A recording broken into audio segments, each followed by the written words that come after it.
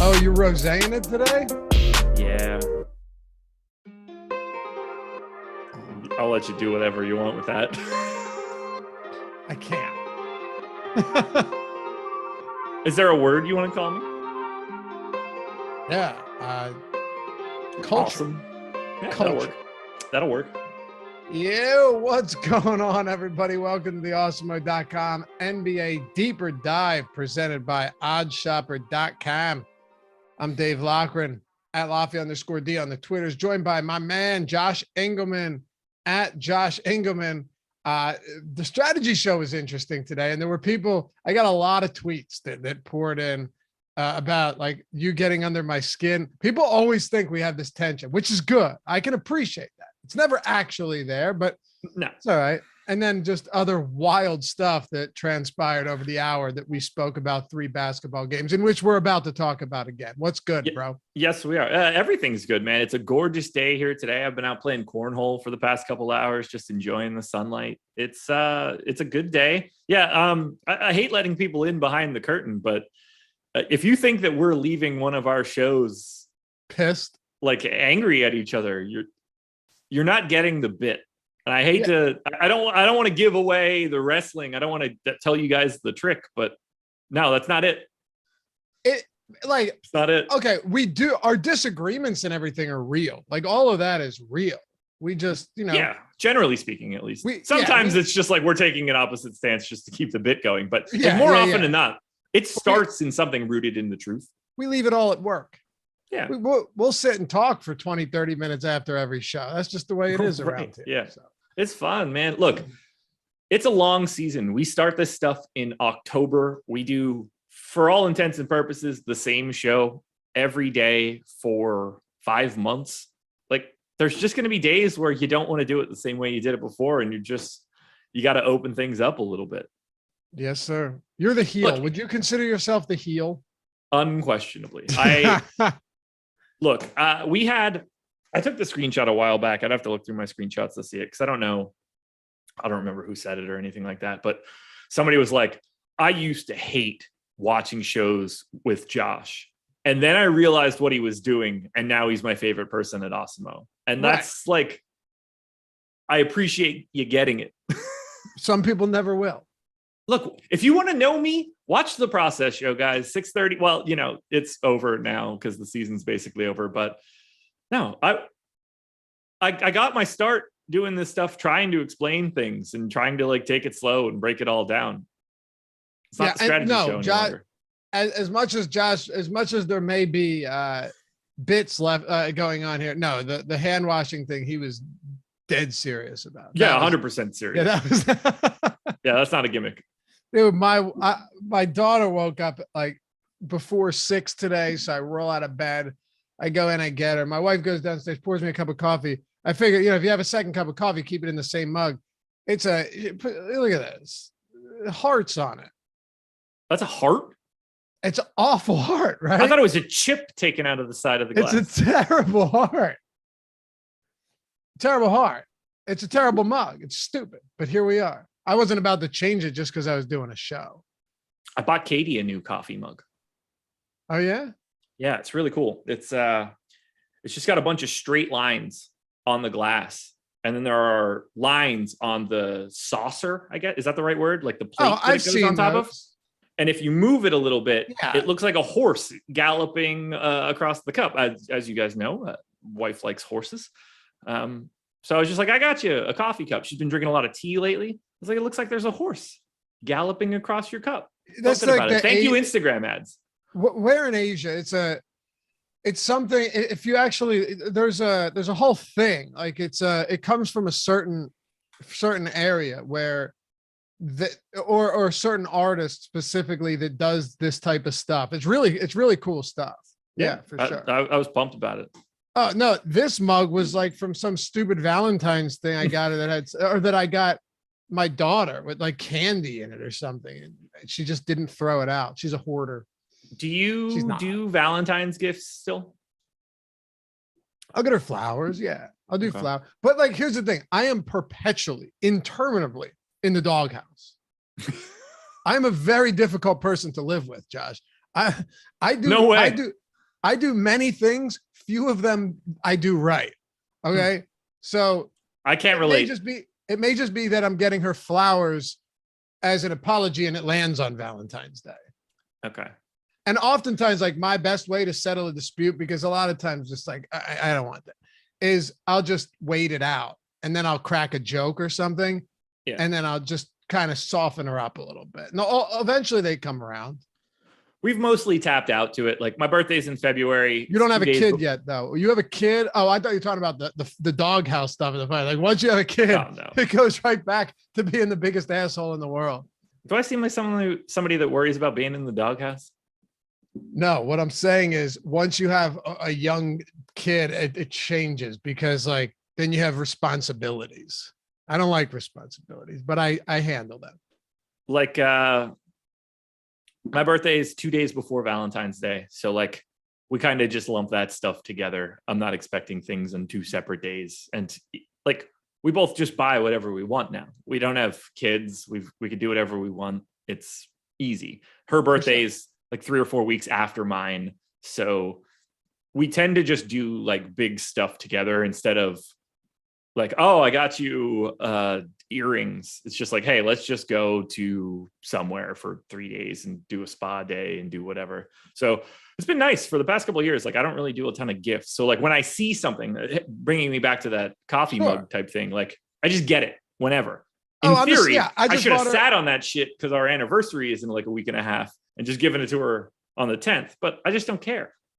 Yeah, I hear you. But that's what I'm saying. Valentine's Day, very, very small. Just like, hey, happy Valentine's Day. Like, we don't go out to dinner for Valentine's Day anymore.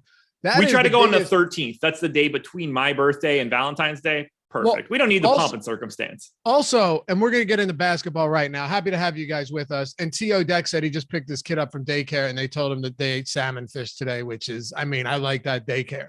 But wait, what? You weren't on for that. I'll tell you in a sec. But I don't care like where you are from a financial standpoint. Just going out the day after Valentine's Day is better anyway, because I don't like to feel like I'm being robbed. You know what I mean? It's not I don't like people. I want the restaurant to be empty. That too. But when you go out and you see a same menu, but this time it has hearts on it and they added some parsley and they jacked it up. There's like a raspberry drizzle on top to make the pink and they jacked it up 50% on you. And it takes twice as long to get there. Yeah. I'm good. I'm good. Me too. Same. Yeah. Someone the other day in our chat with Adam, when we were doing the deeper dive, someone was like, I had Lafayette, because I said I had salmon and rice. And this guy's like, yeah, Lafayette ate 3 whole salmon fish before the show. And we got in the conversation, like, who in the world calls them salmon fish? Also, to eat a whole salmon fish is like 40 pounds of salmon. Dude, salmon are not small. No. I have caught a salmon. Grizzlies eat salmon. I could not eat that in a sitting. I might not be able to eat that in a week. No, they're big. That ain't no rainbow trout. No, my salmon hangs on the wall in my parents' house. Oh yeah, you're proud of that salmon. Well, it's the only time that I ever went. My dad goes all the time. So he's big in like the salmon and steelhead fishing up in upstate New York. So that's cool. I mean, he'll go 20 times a year, or at least up near Lake Placid. Used to. Pulaski would be where he'd be going, Salmon River. But I went with him once. I'm not a fisherman. I don't go fishing. I probably haven't been fishing in 10 years, but I got a pretty monstrous salmon. So my dad got it mounted. Nice. So it's up next to his mounted salmon. Yeah. So we've got 2 mounted salmon. I can dig it. All right. He doesn't even eat fish, man. He just likes fishing. I mean, I could keep going off on this for the whole show, but yeah, we should probably cover basketball. We didn't do it the first time. Just understand something here, fellas and ladies. I was made aware, Josh, there's actually a lot of ladies watching these shows. Might not be chatting, but they popped up when I said like 99.9%. According to our numbers, suggest that what is it, like 99.5% are male? But a bunch of ladies popped up and said, "Hey, show some respect," and that's what I'm going to do. Sorry, ladies, married, but slide into Adam's DMs, I guess. He'll appreciate it. I forget what I was even talking about, but besides, what I was saying is when you have 3 games and Josh and I do 2 shows, or Adam and I do 2 shows together, you gotta have a little bit of fun before we get underway, because otherwise we're doing you guys a disservice. We're going to do the same show twice today. We're going to take our time for some of it. Yeah. Now for the next 49 minutes, we can give you guys the goods. I can reel it in. Most people that still watch our shows are in tune with, there are people. You know what I mean? Maybe not all of them your people, but they're my people. Look, my people are loyal. So, sure. Hey, so am I. But they're loyal. Yeah, but you don't have like major detractors. That actually makes you more impressive. I will give it to you. It is true. There is no gray area. No. And sometimes you even get people who just vehement. They have a guttural reaction to the name Josh Engleman. And then a couple weeks later, they're like, oh, you know what? Maybe I saw this wrong. And I can appreciate that. Look, you need something. Either direction, positive or negative. Neutral isn't going to get you anywhere. Nobody wants to be, well, it used to be the Orlando Magic, but nobody wants to be the 7 seed over and over and over again. I either want to be at the top, or I want you guys to think that I'm at the bottom. But I want you guys to hate it or love it in You're equal the Heat passion. Or the Thunder. Sure. All Either way, I'm awesome. Let's make it happen. Josh grows on you like a fungus. Solid. That's solid. All right.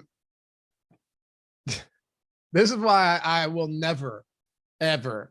Somebody tried telling me on Twitter the other day, because I was talking about Elon Musk.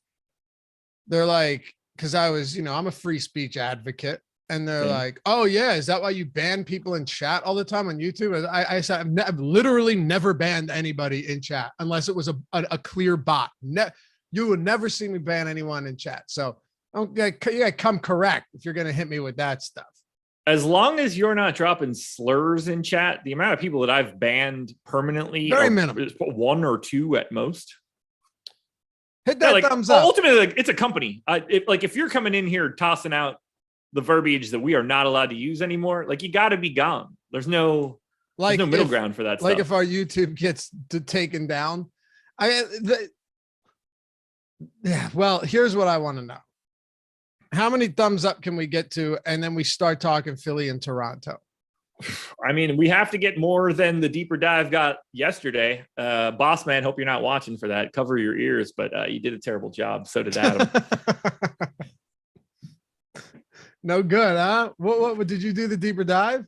No, I was on Live Before Lock. I had to make up for it. Oh, that's what I meant. Live Before Lock. All right. Yeah, I covered it. All right. So let's just push this up over 200. We're at 189. Oh, God. Okay. Over 250.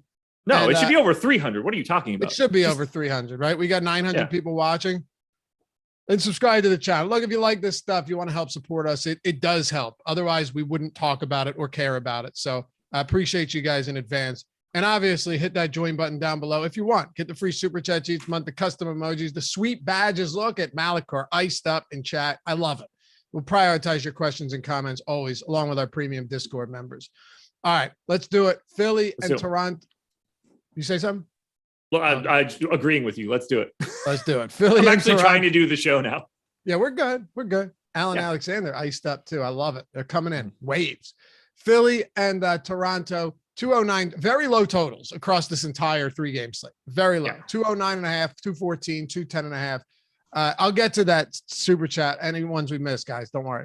Philly on the road. I know here you want to talk about a point of contention with chat and you, and really, I guess you could say chat with you and me, because we're kind of the belief that it's hard to, it's kind of difficult right now to quantify what Embiid's injury, how much of Embiid's injury is affecting him. This has been a big point of contention. People are either, I'm going to keep playing Embiid, or people are, I'm full on fading, shorting Embiid as much as I can. And that's a good starting point for tonight's show at 5:16 p.m. Yes, it is a good starting point. And for me, I'm going full bore at trying to have Joel Embiid. Like, I don't want to try to predict what I should think the injury is doing. And based on the odds for this series, based on the line for this game, I don't feel like it's treating Embiid like he's at half capacity. He played 40 minutes the last game. Now, was he great? No. He had 20 and 11 and 4 assists. Like, even a bad game is still like a decent game in general. No steals, no blocks for the past 2 games against Toronto. I think that's a very interesting piece for Embiid. He's missing out on the stock game pretty dramatically. Not a single steal in this series, and he averages over a steal per game on the season. Toronto's very good, though, to be fair, they're very careful when it comes to ball play. They don't turn the ball. But still, he only has 2 blocks. I know. It's crazy. And I didn't mean to cut you off, but that's one of the things on the betting show today. One of just like the final bonus picks I threw in there on the Odd Shopper channel. Check that out. Was Embiid over a half a steal, because like if you're getting it close to, I think it was -110. If you're getting it there, I'm still willing to take shots on that. 0 steals through 5 games. It's wild to me. It's totally wild to me. So not that I want to say that, like, oh, I expect him to get 8 stocks tonight or whatever, but we got to remember that is in his bag, as is just simply being good or dominating a Toronto team that doesn't necessarily have someone that matches up with him. The best that we can do, and it's the same thing that I said on the earlier show today, we can give you the projections that we have for Joel Embiid. That's what we would project him to do if he doesn't have a torn ligament in his thumb. You are then free to discount that however you would like. But I know that I don't have a clue on how much I should be taking off of Joel Embiid for being slightly injured. I know Alex doesn't have a clue for what we should actually do to discount Joel Embiid. So take it into your own hands on this one. For right now, for me, I think he's one of the best plays of the day. I think he's the best play you're going to find on FanDuel, because you could roster him at power forward. He's $10,000 there and 10-4 on DraftKings. If you think that this thumb is a huge problem, don't just cross him off or ignore him, because that's not the way to do this either. Just take a projection. I have him at 58 on FanDuel. If you're like, okay, that should be 54, then figure out what that does to Embiid and the whole slate if you say that he's 54. But don't just immediately think like, oh, well, he can't get there. He had 20, 11, and 4 in the last game, and things aren't exactly going great for Philly in general. Well said, sir. Somebody left this went on this long diatribe in the strategy show comments about like how we don't actually watch basketball because we're blaming it on Doc Rivers and giving credit to Nick Nurse when Dwayne Casey built the team. The whole Doc Rivers thing, and I would agree to some extent, because he's talking about Embiid passing out of doubles. I've literally been talking about Embiid passing out of doubles for 3 years now, that he can't do it. I swear to God, the first show I did with you, I talked about how that's a problem in the playoffs. Yeah. But your coach has to make adjustments too. I'm not getting into this now. But it reminded me of that nonsense. It's like it's not all black and white. You know, there's both. The players missed a ton of shots last game, and that's the interesting thing about the Sixers, though. To go back into a DFS conversation here or DFS centric, is they missed a ton of open shots in the last 2 games. The Raptors did a very good job on Joel Embiid, no doubt about it. Danny Green was 4 for 9 from 3. He hit 4, and I think he airballed the other 5, right? A lot of these guys just bricked up shots, but they were open shots. So could you see this game, and on a 3-game slate, if you're not playing both sides, or at least considering both sides, could they play this game where they start knocking down shots again? Sure, they could. I mean, it's just the way basketball works. Tyrese Maxey is 2 for 11 from 3 in the past 3 games. Yep. What was he over the first 2? He was 5 for 8 in one of the games, but like, he's not a 26% 3-point shooter. you know, it's Tobias Harris, if given open looks, is a solid enough 3-point shooter. By the way, he's I told you, Devin 4 Booker. for 15, 4 for 14 in the past 3 games. Like, maybe shots just go in. I told you Devin Booker had could play tonight. Wait, what? He's out, right? He's expected to play. I told you he's ruled out, but he could play. Woes just tweeted it. Thank you, Jordan. Jordan Klein, producer extraordinaire. It's crazy stuff, man. It's the playoffs. Why play him? They want to close it out. Anyway, we'll get back to that. And okay, what's the line on that game? The line, well, I can give you pre-Booker news. Yeah. Give whatever you had it. Suns were laying 2.5 on the road. What's that line moving to, do you think? 5. 4.5. 4.5. What? Oh, hold on. So they were 2.5, you said? Minus 2.5? Yeah. I think 4.5. I'd be shocked if it goes bigger than 4.5. That's what I said, 4.5. I think it's more likely to be 3.5. It's possible. I'm not. I would I'm not never play him today. What? Never play him today based on that change. Devin Booker? Yeah. I think that's insane. I'll let you know in that line. Jordan, if you see that line pop back up before I do, let me know. Okay. On Phoenix, because it's off now, but it will be interesting to see what happens. And I just want to say, Merc City, USA, appreciate. Biggest compliment you could give us, Josh. Anytime Josh and Lafayette are doing a show, I'll watch it, even if I'm not participating in DFS. Perfect. The other people are like, yeah. Okay, so if we're looking at Philly outside of Joel Embiid, you have Harden, Maxey, Harris, Green, all of whom in this series have had some good games. They've all also had some bad games, which is what makes this team really difficult to comprehend. That is very true. I'm at the point now where on DraftKings, I think it's pretty easy. You're playing Embiid, you're playing Maxey at 6,400, and you're playing James Harden at 9,100. If you're trying to go to anybody else after that, whether it's Harris at 7K or Danny Green at 4,400, to me, they are like good, not great plays. I see Harden, Embiid, and Maxey on like a completely different level. I think people are probably sleeping a bit on Maxey at 6,400, but I've been thinking that for a while. It's true. It's just really hard to go any deeper on Philly today. Yeah, I agree. On Toronto, Van Vliet was ruled out, by the way, while we were doing this show. So he is, in fact, inactive today. I do like Siakam over 5.5 assists tonight. If you can still get that at a decent spot. I know it was moving, but he's been a big-time playmaker, a lot of assist opportunities, and he's going to play, assuming this game is close, and there's no reason to believe it won't be. Josh, he's going to play another 44 minutes. Yep. Yes, he is. That's just sort of what he does at this point. Siakam, Barnes, Anunoby, Trent, these guys are going to play 38 to 46 minutes today. If you have a line on one of those guys, go for it. I love the Barnes, Anunoby, Trent trio. They're all in the mid sixes. I think it's very reasonable to go that direction.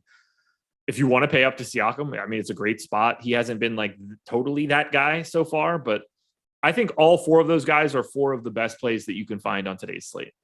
Yeah, the minutes compensate for modest per minute production with a guy like Siakam, really with all of them.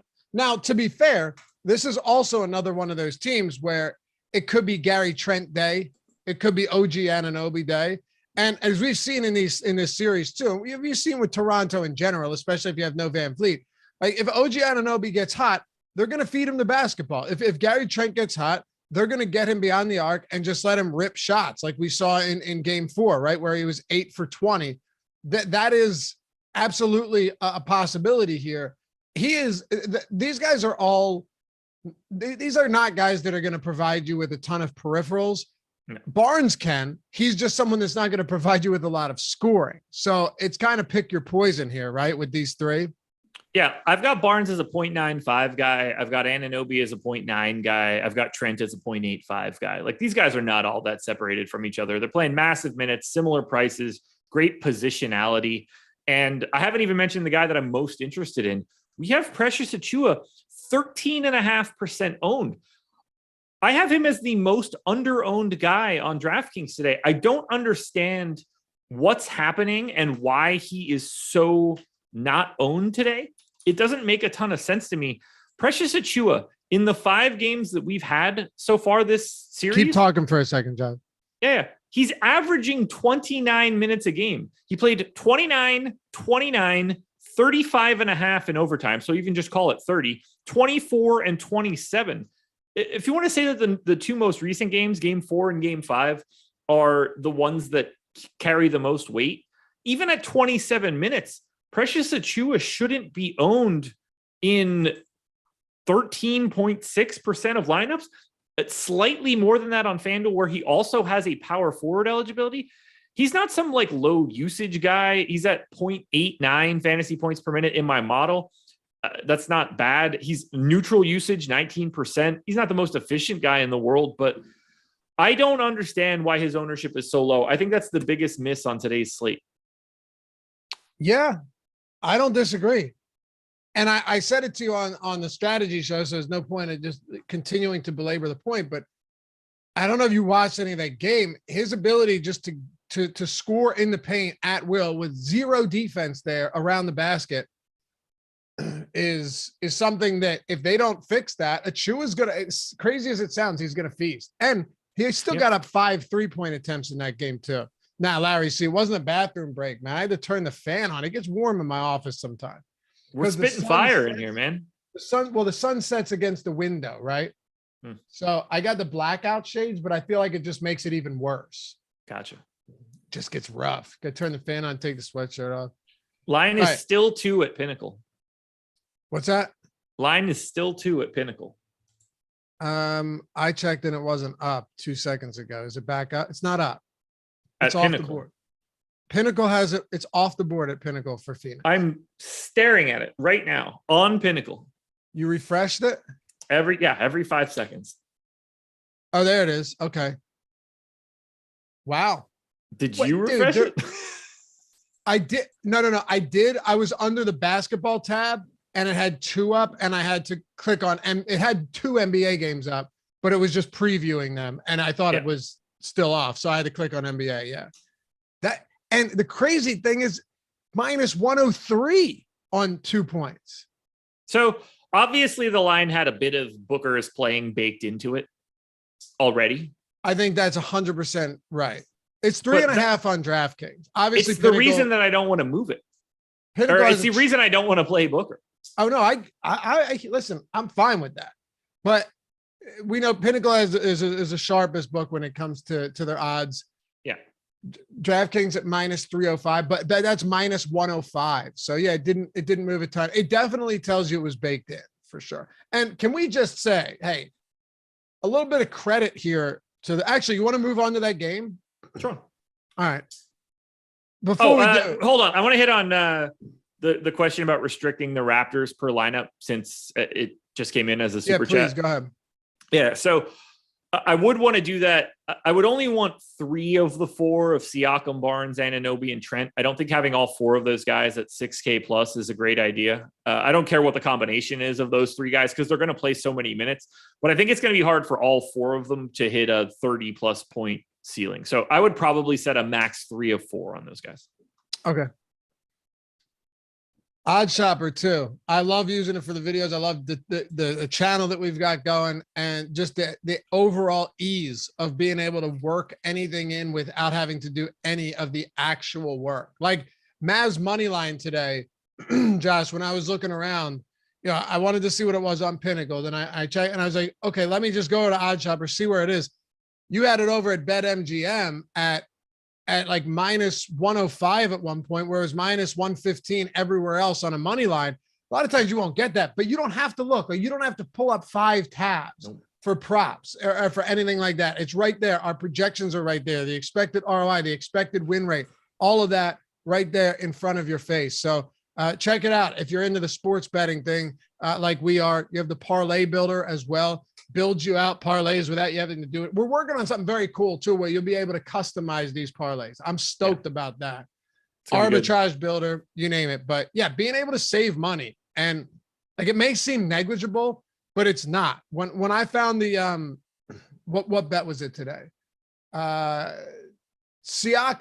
Dude, Siakam at FanDuel was minus 128 on assists, and on DraftKings was minus 145, Pinnacle minus 163. Like that's a huge, huge discount you're getting on a player prop. Massive. Yeah, it's huge. And if you are checking it out, you go into BetMGM. We should have that link in the description. $200 entirely for free. Just bet any team to win with that link. And if they score about $10 on any team to win, if they score 22 plus points, which is a lock, they will. Then that 10 turns into 200. Unless you're Josh Engleman, who wouldn't pick $200 off the street, he'd just kick it into the sewer. Great. Even if he saw a homeless man trailing behind, just weary and beaten down, he would kick it into the sewer grate, but not us. We would collect that free $200. And that's what you should do at BetMGM. Any team scores 22 plus points, just bet them to win. Did you like that? That's a solid read, right? It wasn't bad. It wasn't bad. I heard you do better for HelloFresh, but it's whatever. What'd you say? You've done better for HelloFresh. When they weren't a sponsor. Correct. Yeah. For context, Josh said he wouldn't pick up $20 if it was on the street. Would you pick up 200 if you just saw a wad of 20s? Yeah. You thought about that, though. That's just like a weird thing to find on the street. No. Drug deal gone bad. Tries to rob him, but I don't want that money then. This is like old country for no old men, man. I'm going to be hiding that shit in a they're dirty both hotel. Strapped. They draw at the same time. Money goes flying. Narcotics go flying. And you come in as the, lucky recipient. I watched this movie before. I don't think it goes well for me. I'm not as cool as Josh Brolin, man. Wrong, Josh. All right. But yeah, for real, use that link. Get $200 for free. Phoenix. What I wanted to say with this game. Jordan nailed it. Josh is picking up the narcotics. Then kicking a lot of money into the sewer grate. Yeah. You won't do it. You won't do it because you're a contrarian. But can you give the Pelicans some credit in this series with or without Booker? This team's playing. I knew it. You're a hater. What am I giving them credit for exactly?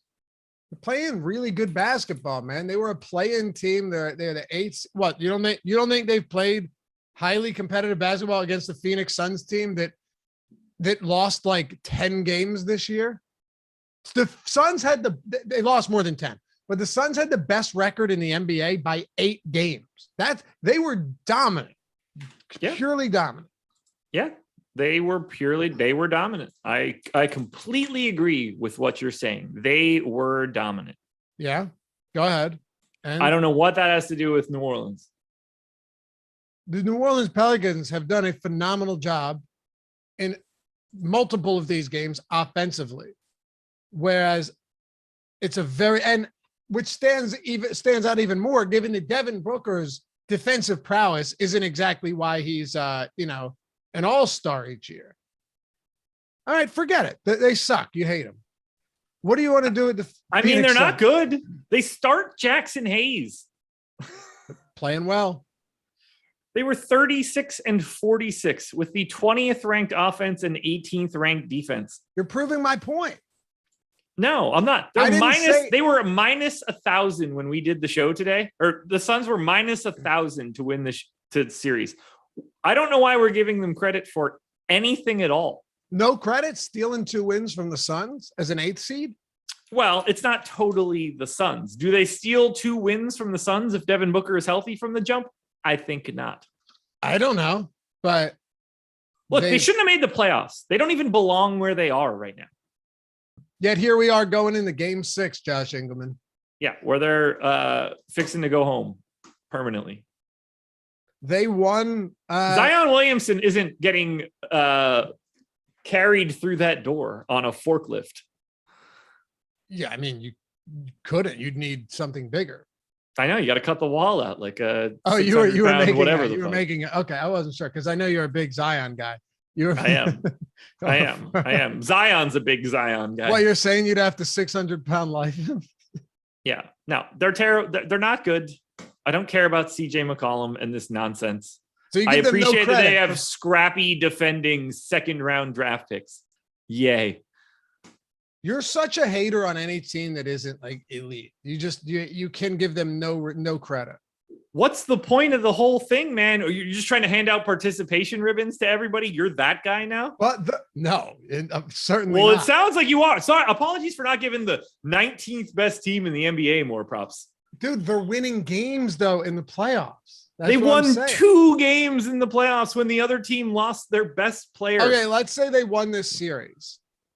Let's say they win this series. You don't give them credit. It's the biggest upset in the history of NBA but let's sports. just say they do because they're going to 6. And, sure. Let's just say they did. You still wouldn't give them credit because they were bad in the regular season, just to make sure we're clear here. Okay. Because that's what you're saying. If the Pelicans win this series, You'll get a tattoo on your lip. I don't think they're good whether they win the next 2 games or not. And I'm right because the betting markets will show the exact same thing. Is it an accomplishment? Yes. Should they be happy? Yes. Should they expect bigger things next year, getting Zion back? Yes. Does it make them good now? No. I'm not saying you're trying to give out participation ribbons to the no, I'm not. To the 18th best team. Dude, don't pigeonhole me into that guy. I don't even think I don't even think this is I'll break a participation trophy over my knee. All right. What I'm saying. Well, then why do you want me to pat them on the back?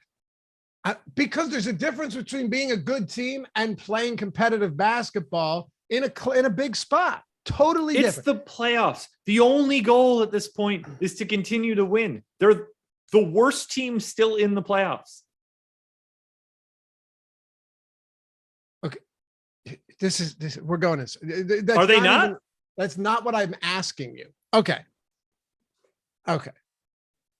Never mind. Much of chat will understand. I'm not ceding this to you, the victor or the victor. I'm saying it's not even the question I asked you. I said I give them credit for playing competitive against a very good basketball team, and I like seeing that stuff. All right. So no credit to Minnesota, right? They're a shit team. They're not fun. Hasn't been a good time. Are you serious? What do you mean? Are you actually asking me? Yeah, no credit to Minnesota because you said you would hate to see the Minnesota Timberwolves beat the Mavs beat the Grizzlies. Well, yeah, I want the best teams to continue to play so I can see all the best teams play each other. Minnesota won 46 games and had the 10th best net rating. We are not talking about the same thing here. No. But if Minnesota beats the Grizzlies, then they're the best team. Completely disagree. You know that's not true. I know. No, they're not the best team at all. All right. Talk to me about Phoenix. Yeah. With Devin Booker back or expected back in the fold. Right. Expected back in the fold. That kind of throws a wrench into the works. I mean, Chris Paul's price isn't exactly discounted anymore. Everybody else has come up a considerable amount. I think you could still make an argument for maybe a couple of these 4K guys, but I got to get to these super chats next. I keep forgetting. But what do we want to do with the guys up top for Phoenix now that Devin Booker's expected to play, even if he's limited? Ignore them mostly. I mean, They don't look good now. I don't know how to me, it's impossible to play Chris Paul at 10,200 on FanDuel if Devin Booker is playing today. That's just, he's not paying that price tag off. I don't like him at 9,300, even with Booker out. I certainly don't like him now. Do you want to go to $8,500 Booker on DraftKings? Maybe. I don't think this really changes anything for Bridges. He's just going to play 40 minutes no matter what. If you liked Bridges before, I don't think this changes anything, but it's unquestionably a downgrade to Chris Paul. It's unquestionably a downgrade to DeAndre Ayton. It's clearly the most owned guy before this was Cam Johnson. That's gone. He's not playing those minutes any longer. This is a full stop, awful development for Phoenix from a DFS perspective. You don't want to roster these guys as much as you did before. I totally agree. Limited Monday say these two guys argue for ego, not for fact. No, we argue for fun. Yeah. And SGE 205 said, Laffy, you're better off turning around and talking to your dog. That's pretty good, though. Let me hit these super chats. And then I want to get into the dark horse to win the finals, the New Orleans Pelicans. So first one. Oh, one last thing here. I promise I'm not just trying to someone DM'd me the other day and was like, hey, I love the shows. Thank you for that. But a lot of times I'll super chat, people will super chat and they won't get answered till later. And then sometimes you miss them. If I miss them, totally my fault or Jordan's fault, generally my fault. If I do them later in the show, understand it's because if you're asking for like top 3 value plays before we started talking about games, it doesn't make any sense. So like on a deeper dive where you still have another hour afterwards, just throw them in later and I'm happy to answer them and I'll always hit on them. But sometimes it's just tough to jump right into like a 2v2 or top 3 of this before we've even touched on a game. So yeah, not intentionally trying to screw anyone over. John Bryan, great show. Love it. Thanks, John. If you were to stack the first game, give me your top plays from both teams. Thank you guys. You rock. Thanks, man. Okay. So if you were to stack the first game, so maybe he's playing this to be a high scoring game, Josh. I don't know. High scoring. Yeah. Who would the top plays be from both teams? Barnes, Trent, Anunoby, Embiid, Harden, Maxey. Yeah. Siakam. Yeah. Aiden Jones, straight up DFS. Achua? Sorry, what's up? Achua. Yeah, Achua's solid. Get a little discount. You're going to need some value somewhere. Straight up DFS. So Dorian Finney-Smith or Herb Jones. What's ownership? I'm happy to give you ownership on those guys. Sure. Who would you go with? And then I'll throw the ownership out there. That was Dorian Finney-Smith and Herb Jones. Yeah. Was there a site? Let's just assume DraftKings. Herb Jones, not close for me. Okay. Do you have ownership up? I had to log back in. Yeah. Dorian Finney-Smith is at 19. Nope. Sorry. Dorian Finney-Smith is at 18%. Herb Jones is at 13. Player projections are free today too, over at Awesemo. Same with NHL ownership projections. So get in on that. I think it's the last day of the regular season for NHL. Today, maybe tomorrow. One of those days. Playoff starts on Monday. You mean, do you want to hit on anything else for Phoenix or should we go to New Orleans? I think we should go to New Orleans. I just, if Devin Booker's playing, he's like ruined the entire Suns team, other than the fact that they're going to smack around this awful Pelicans team. So someone in chat said, Josh does not understand the question you're asking. You're totally right. He doesn't understand the question. He just refuses to give this team any respect. All right. They don't deserve respect. I'm not doing this again. You don't get what I'm asking you. I'm not doing this again. The Pelicans with just a bunch of scrubs, as you would put it, Ingram, yeah, put him on the Trailblazers and give him 40 minutes at the end of the season while they tank and then just don't play him. It's like 8 Keldon Blevins. Right. Exactly. Right. There's like CJ Ellaby's galore. Yeah. Actually, no, you probably think Ellaby's better than these guys. I don't even know what he looks like. Valanciunas, though, if this guy was playing playoff minutes, he would be like 10K right now. Seriously. His per minute production in this series has got to be still upwards of like 1.35 or something. You probably have it in front of you, but his per minute production has been absurdly good. He's super efficient. Where's he at? So 7,800 on FanDuel, 7,500 on DraftKings. Properly owned 1.37 DraftKings points per minute in the series. Yeah, he's just not playing enough. I would have expected him to be playing like 38 minutes, but they got to excise. They got to cut the rotten flesh off of this and get Jackson Hayes out of there. So do you think it matters though that last game, even though Phoenix dropped it or won by 15 at home, I do think it's at least worth noting that Joe Val, outside of like the final minute or whatever it was, 30 seconds, closed that game over Nance when Nance had been closing those games over Joe Val in the final 6 minutes. If Joe Val's getting those final 6 minutes and he's getting the 32-33 compared to the 26 he saw in back-to-back games when Nance closed, those extra 6 minutes for Joe Val at 7,500 could be particularly valuable. Yeah. So for right now, I have him in at 31 minutes. And if that's the case, okay, I don't like him, but there's certainly some upside if they're playing for their season. Like He played 32 the last game, 32 the game before that. He just hasn't been playing a lot, but we saw him play 36, 36, 38 late in the regular season. If they're not going to do that, then I don't think that he's all that great of a play. If you think that Joval can play 36 minutes today, then he's one of the best plays on the slate. I don't have a great feel for it. It doesn't seem like that's what they want to do. So if the ownership is already going to be there, I think it's easier to go to a different direction.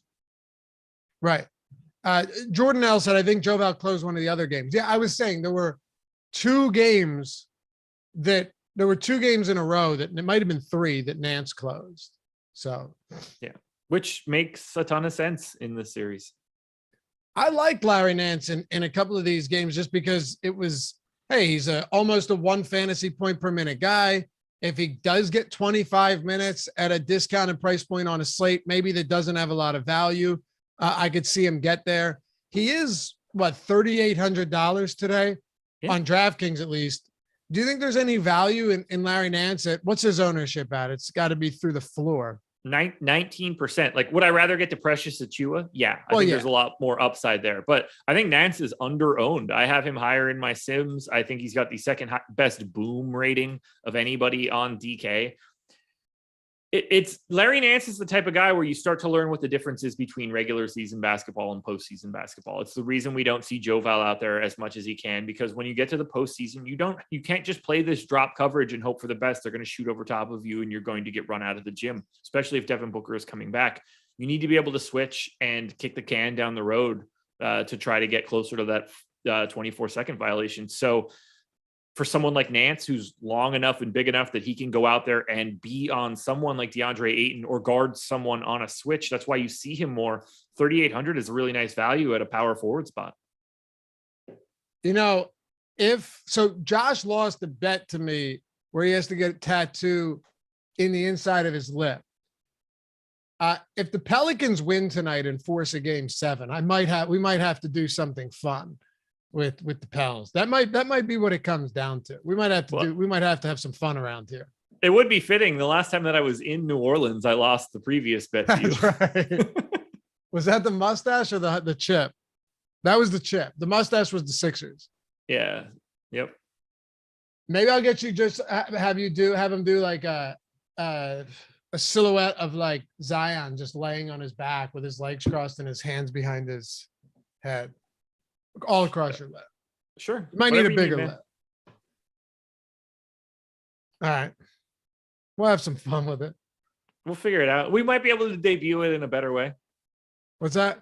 We'll be able to debut it in a better way, potentially. Oh, yeah. Good stuff. Yeah, don't worry, chat. We haven't forgot about that at all. No, it's actually happened. 100% happened. Yeah, I have no problem getting it. I haven't been like dragging my heels or anything. Like, we've got plans in place. I have 3 6-hour tattoo appointments lined up, right? For June. The guy's booked out June, August, and September. I'm getting like the rest of my back, and it's gonna take a while. Are you gonna be like Steve-O, but my face? Maybe I'll join you. If my 6 hours isn't up, like, hey, you got 10 minutes? Give me be good. It'd be good. I won't. I don't have those tattoo appointments made because I don't have a tattoo. You got to make some. Oh, wait, you said you didn't what? I don't have any tattoo appointments made. You got to make an appointment. Yeah. Yeah. I don't think I do for this one. Well, maybe, but a lot of if I got to get Splash Bros on the inside of my lip, I'm pretty sure I could walk right in. No, there's a lot of places. Well, I thought you were getting the other one.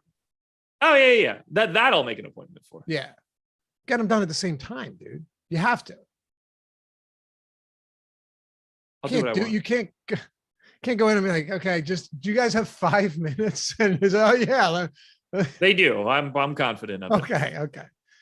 So do you want to talk about it? We got to get into New Orleans a little bit more here, though. I mean, you have Joval, we talked about, Larry Nance. I think the ownership, like you said, he's at 21.5% right now. This is just a product of the slate. He's very cheap, and there aren't a lot of great value plays. And then a lot from Phoenix now is going to be less appealing. What about Jose Alvarado and anyone else we haven't talked about, maybe higher up in the player pool? I actually like the value for New Orleans more. Like, I'd rather get to Alvarado, Nance, and Herb Jones more than I want to get to Valanciunas, CJ McCollum, and Brandon Ingram. Like, I think I think Brandon Ingram's probably a little bit overpriced. I think CJ's probably about where they should be. People got to remember, and it's the thing that I think gets missed most in these sort of shows. If I say that like I'm not a big fan of CJ McCollum or I'm not a big fan of Brandon Ingram, it's not that I think that like their output is bad. I think their output is whatever it is, no matter what the scenario is. It's that I think their price doesn't work for the rest of the slate. The price dictates everything. If CJ McCollum were 6K, I wouldn't have to tell everybody he was a really good play. Everybody would just be jamming him in. Of course. It's where you get to those middle grounds where it starts to be like weird. I have Brandon Ingram and CJ McCollum projected in the mid 40s. I don't think that that's so crazy, but you need 50 plus out of one of the two. And I don't think that those are particularly likely scenarios. I think it's like 60% that neither one of them gets to 50 fantasy points today. And that's where I start to drag my heels a little bit. It's not that I don't like CJ and Ingram. I just don't like their prices. So I like the value here more for the Pelicans so that you can fill out with more of Philly, more of Toronto, your Lucas of the world. So Jones, Nance, Alvarado, those are the guys that I have my eye on the most from New Orleans. I don't think that's an unreasonable take at all, honestly. I really don't. Like Alvarado, he doesn't get more than 20 minutes, right? I have him in at 19, but yeah, I don't think it would be all that crazy if they totally excised Devontae Graham from the rotation and went to more Alvarado. Jorge asked in a super chat, any thoughts on restricting the number of Raptors per lineup? That was the one you already answered, right? I would limit the amount of the pay up guys. So I would only want 3 of the 4 of the 6K and North guys. If you add Achua to that, I don't think it matters because of his salary.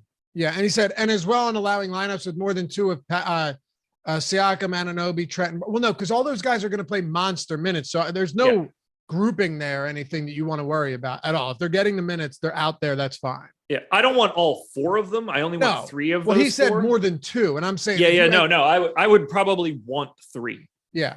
Yeah. Because they don't cannibalize each other either. There's no issues there whatsoever. Sean, let's run through these real quick. Sean Sullivan, is it okay to play Barnes, Anunoby, Trent, and Achua? That's an interesting question because Achua is a lot cheaper in the same lineup he has. No issue with it. Okay. And my boy, top 2 players most likely to be in the optimal on DraftKings. I had it as, or have it as, I don't know what we have on the site. I have it as Scottie Barnes and Gary Trent. Okay. Jeff Williams, Boucher, Boucher, Powell, or Nance, last man in on DraftKings, high dollar single entry.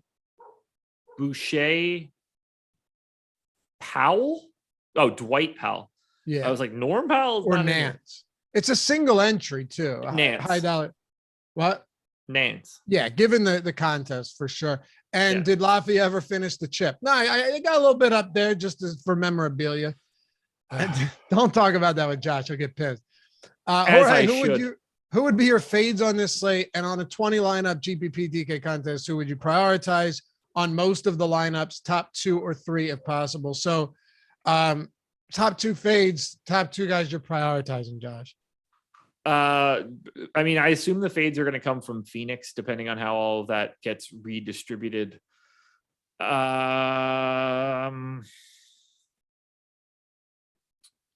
trying to scroll through. I mean, I would probably end up being lighter on Siakam than the field just because of how much I like the 6K guys, but that's not like Cam Johnson's ownership is going to come down depending on what that ends up being. I see that as a pretty natural spot to get away from. I mean, like Chris Paul. Yeah. If he's 20% or more, I don't want any part of it. Okay. And then bottom of the barrel here, but Hassan Whiteside, JaVale McGee, or Powell. For me, it's like Powell could get the minutes, but then you have McGee and it's got to be Powell. Yeah, it is. But like JaVale McGee or Whiteside are 2 guys that can play 12 minutes and have 25. So it's just a risk tolerance thing when it comes to the variance with those. All of them are risky. And then last one here. Thanks to all you guys for the super chats. Achua or Herb Jones on FanDuel, Josh? That's a good question. I've only been looking at it from a DraftKings perspective. Herb Jones. Hey, while you look that up, what's up, Jeffrey? While you look that up, we got Live Before Lock coming up next with Greg and Eric. They're taking you all the way up and through lock tonight. That is going to be fun till 7:30. Hang out with them. Sixers tips at 7. They're going to sweat that a little bit with you guys. Throw some bets in there. Use an odd shopper. And then we got the NFL draft watch along show right here on the channel with Matt Savoca and Nick Lepre. They're hanging with you throughout the night. I better be on a single screen right now, Jordan. Better be doing your job when I'm when I'm talking about the NFL draft. And I'm kidding. I'm saying with you around. But check it out. Seriously, come hang with those guys. If you're by yourself tonight and you're looking for some entertainment along the way, they'll be with you throughout the draft. Okay. Herb Jones, by the way. Herb Jones. Okay. Dallas and Utah. Oh, and we need 500 likes. We're at 4. Oh, yeah. You can't shit on yesterday's show and we not get to 5. I mean, 500 is still, but we got 1,800 people watching. It was a damn good show. Likes. Damn Appreciate good show. you in advance. We will get there. No problem. Dallas Mavericks, Luka Doncic, kick it off. Yeah, I mean, he's clearly the priority here. 11K on FanDuel, 11K on DraftKings. There should be enough value to get to him. He's not owned as much as I would have expected. If you're not a fan of Embiid today, I don't know how you're not going to Luka. I think he looks good. I want to get to Reggie Bullock. I don't get the sense that he's going to get ejected again. So he's probably playing 44, 46 minutes or something like that today. Shooting guard, small forward. Doesn't do a damn thing while he's out on the floor, but take those minutes when you can do it. Not a lot else here for Dallas looks all that great. I don't mind the Dorian Finney-Smith play.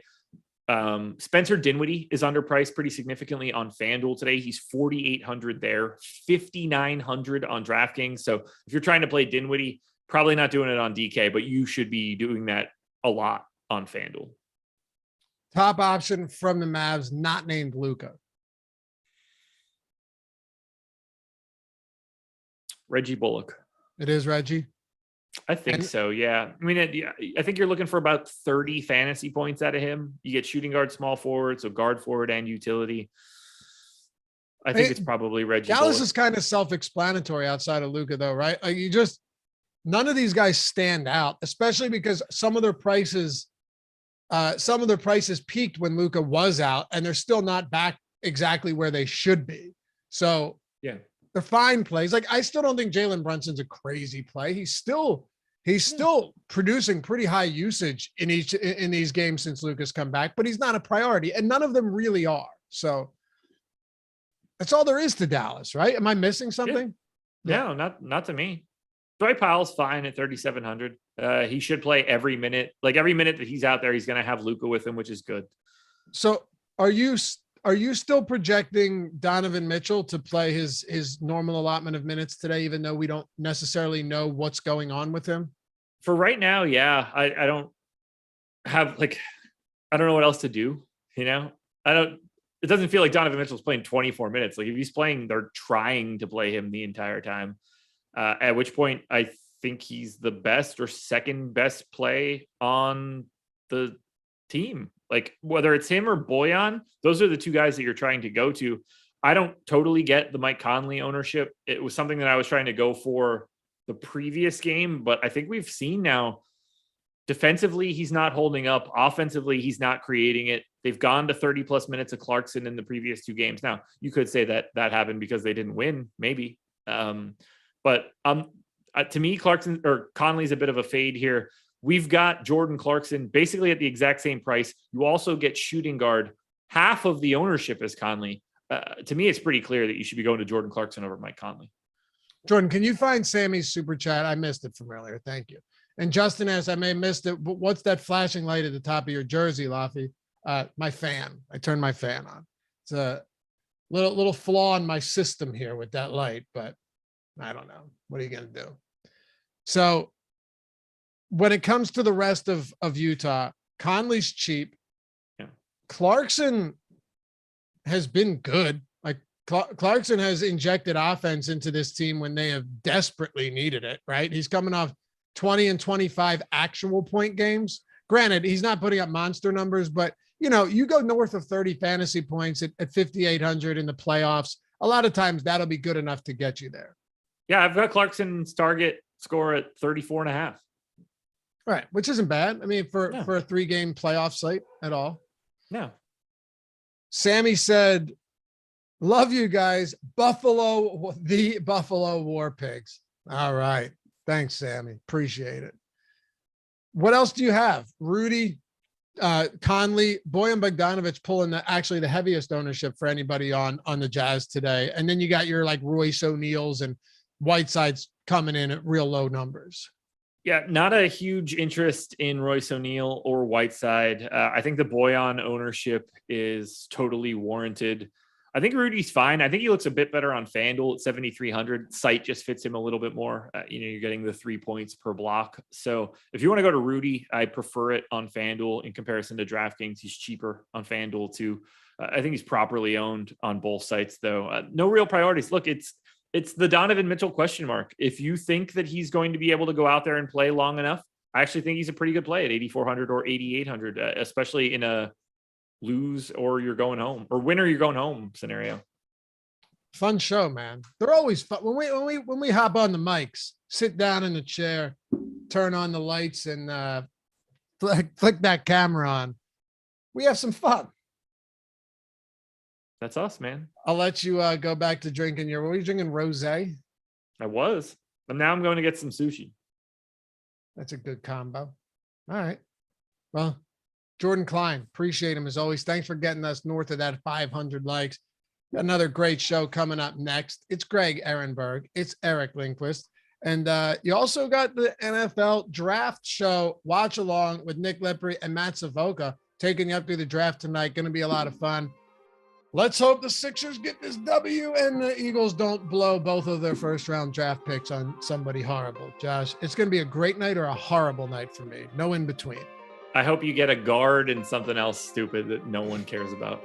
You don't understand that. Like you get an offensive lineman that can solidify your offense. Yeah. It just because it isn't exciting doesn't mean it's not important. Sure does. Jordan's playing me out. All right. We'll see you guys. Appreciate it as always. Have a good rest of the night. Peace. He gave too long of an Oscar speech.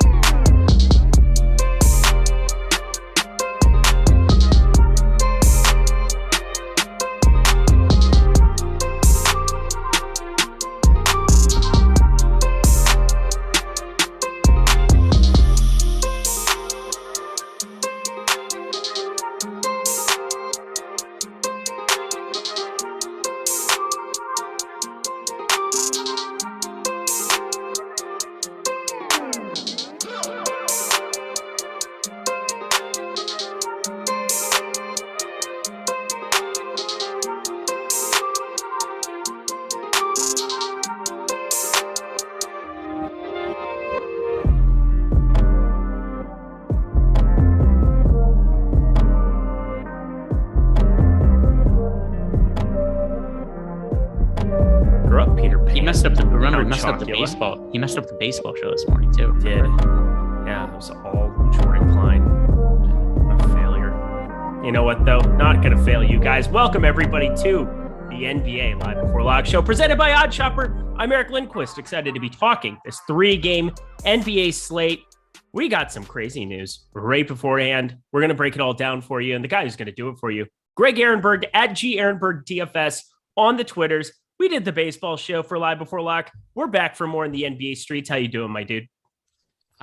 Well, so one thing that's a little bit of bittersweet for me is, so we were doing the baseball show earlier. You asked me to do a home run pick, and I went with Aaron Judge at first. I was like, no, that's a layup. I can't just go with Aaron Judge. So instead I switched to Rizzo. I know Rizzo had a good game too, but I would have, if I would have just stuck with Aaron Judge and went with the chalkiest home run call possible, I would have won on it. But that aside, we've got this basketball slate, Devin Booker coming back. So that is going to change pretty much everything.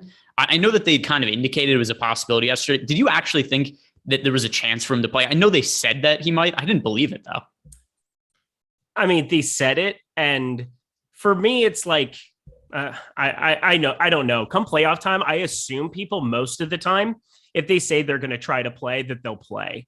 It's kind of the exact inverse of the regular season, but in my heart of hearts, but that's a weird way of putting it. That's what it is. In my heart of hearts, I did not think that he was going to play just because hamstring issue. You have Chris Paul on your team. You know that this is a bunch of like them winning game 5 was huge. I thought that if there was a chance he would play, it'd be game 7. Screw it. Game 6. Let's go. Yeah, I did think he was going to play in game 7, but now here is the thing that's kind of giving me a hang up. Is he so far ahead of what his expected timeline was that it's hard for me to believe that he's just going to be out there and just play a massive role. I think he's probably going to play the Steph Curry role. Is that reasonable? That's reasonable. And we got a piece of news right before we came on live. Devin Booker will play limited minutes Thursday per Coach Williams. So limited minutes in a playoff setting is probably a lot different, but this is a hamstring injury. This is a guy that, 6 minutes each quarter makes sense. 24 minutes. That mucks up Cameron Johnson. I definitely don't want to play him at that number. I think Jay Crowder is still in play. I think he's the one guy that I still think minutes wise is probably all right in this spot. Shamet he disappears into obscurity. Chris Paul is definitely taking a massive ding, but we'll see how much of a ding he actually takes in ownership as we get everything updated here at Awesemo. Anything else you kind of want to add to the situation? No, it's the inverse of what we always look for in value. We want guys that are ruled out and the pricing hasn't been able to adjust. We got the absolute opposite. We got a guy ruled back in and the pricing wasn't able to adjust. It makes this entire Phoenix team not very appealing. So I'm interested, relative to other players on a 3-game slate. So I am curious to see what we get in terms of ownership. By the way, we just did get an update a couple minutes ago for ownership. So I'm just scrolling through this to see where Chris Paul is at. He's still around 20% right now on DK. We've got Crowder at 17%, Bridges at 17%. Let's see, what is FanDuel at? FanDuel, the most popular player is, but scroll down a while to find out, Bridges at 17%. Mm-hmm. So the ownership shares have come down a lot, but for good reason. These are just not good points per dollar plays anymore. Well, and you're infusing like the best point per dollar, the best fantasy point per minute guy on the team in certain. I mean, Devin Booker is the best player on that basketball team at this given point in time. Say what you want about Chris Paul. He's fantastic still. He's defying time, but Devin Booker's a freak. He's your best player, and they will be using him in those 24 minutes to max capacity. So I'm with you where it just makes everything else look awful. What doesn't look awful, my friends? Over 500 likes. Well done by the guys before us. I know they're pretty good at getting those likes, but I want to be better. I need to work on this part of my game. This is like Ben Simmons, putting in that work to play 0 minutes this season. That's what I need from you guys is to, help me at the free throw line, smash that like button. Let's get into it, shall we? We shall. Let's do that. Guard. Toronto Raptors. I mean, as if they didn't look appealing enough here today. Now they've become even more appealing. No Fred VanVleet, and you get Devin Booker in to take away any type of value we would be looking to extract from Phoenix. That makes all of these guys at the top of the board, specifically OG Anunoby, who's at the guard position there, 6,600 on DraftKings. You just have access to all of these Toronto guys. And, we go position by position, but I'm going to take a little bit of a liberty here because Toronto is just that important to talk about. Scottie Barnes, OG Anunoby, Gary Trent, rank those three on DraftKings. All right. So it was Trent. Yep. Anunoby, and was Siakam the other one? And Scotty Barnes. Oh, Scotty Barnes. All right. So it's Scotty Barnes. Guys. Yeah. So, all right. So let me sort just by my Toronto guys. I'll do it for FanDuel and for DraftKings. Starting with DraftKings, because this is the one you asked me about. I have, in terms of exposure, Barnes 1, Trent 2, Anunoby 3. That is over on DraftKings. Now pulling up FD. It is Barnes 1, Anunoby 2, and Trent 3. There you go. All right. So let's talk through Anunoby and Gary Trent. Right now on DraftKings, 29.2% on Anunoby. I'm over that.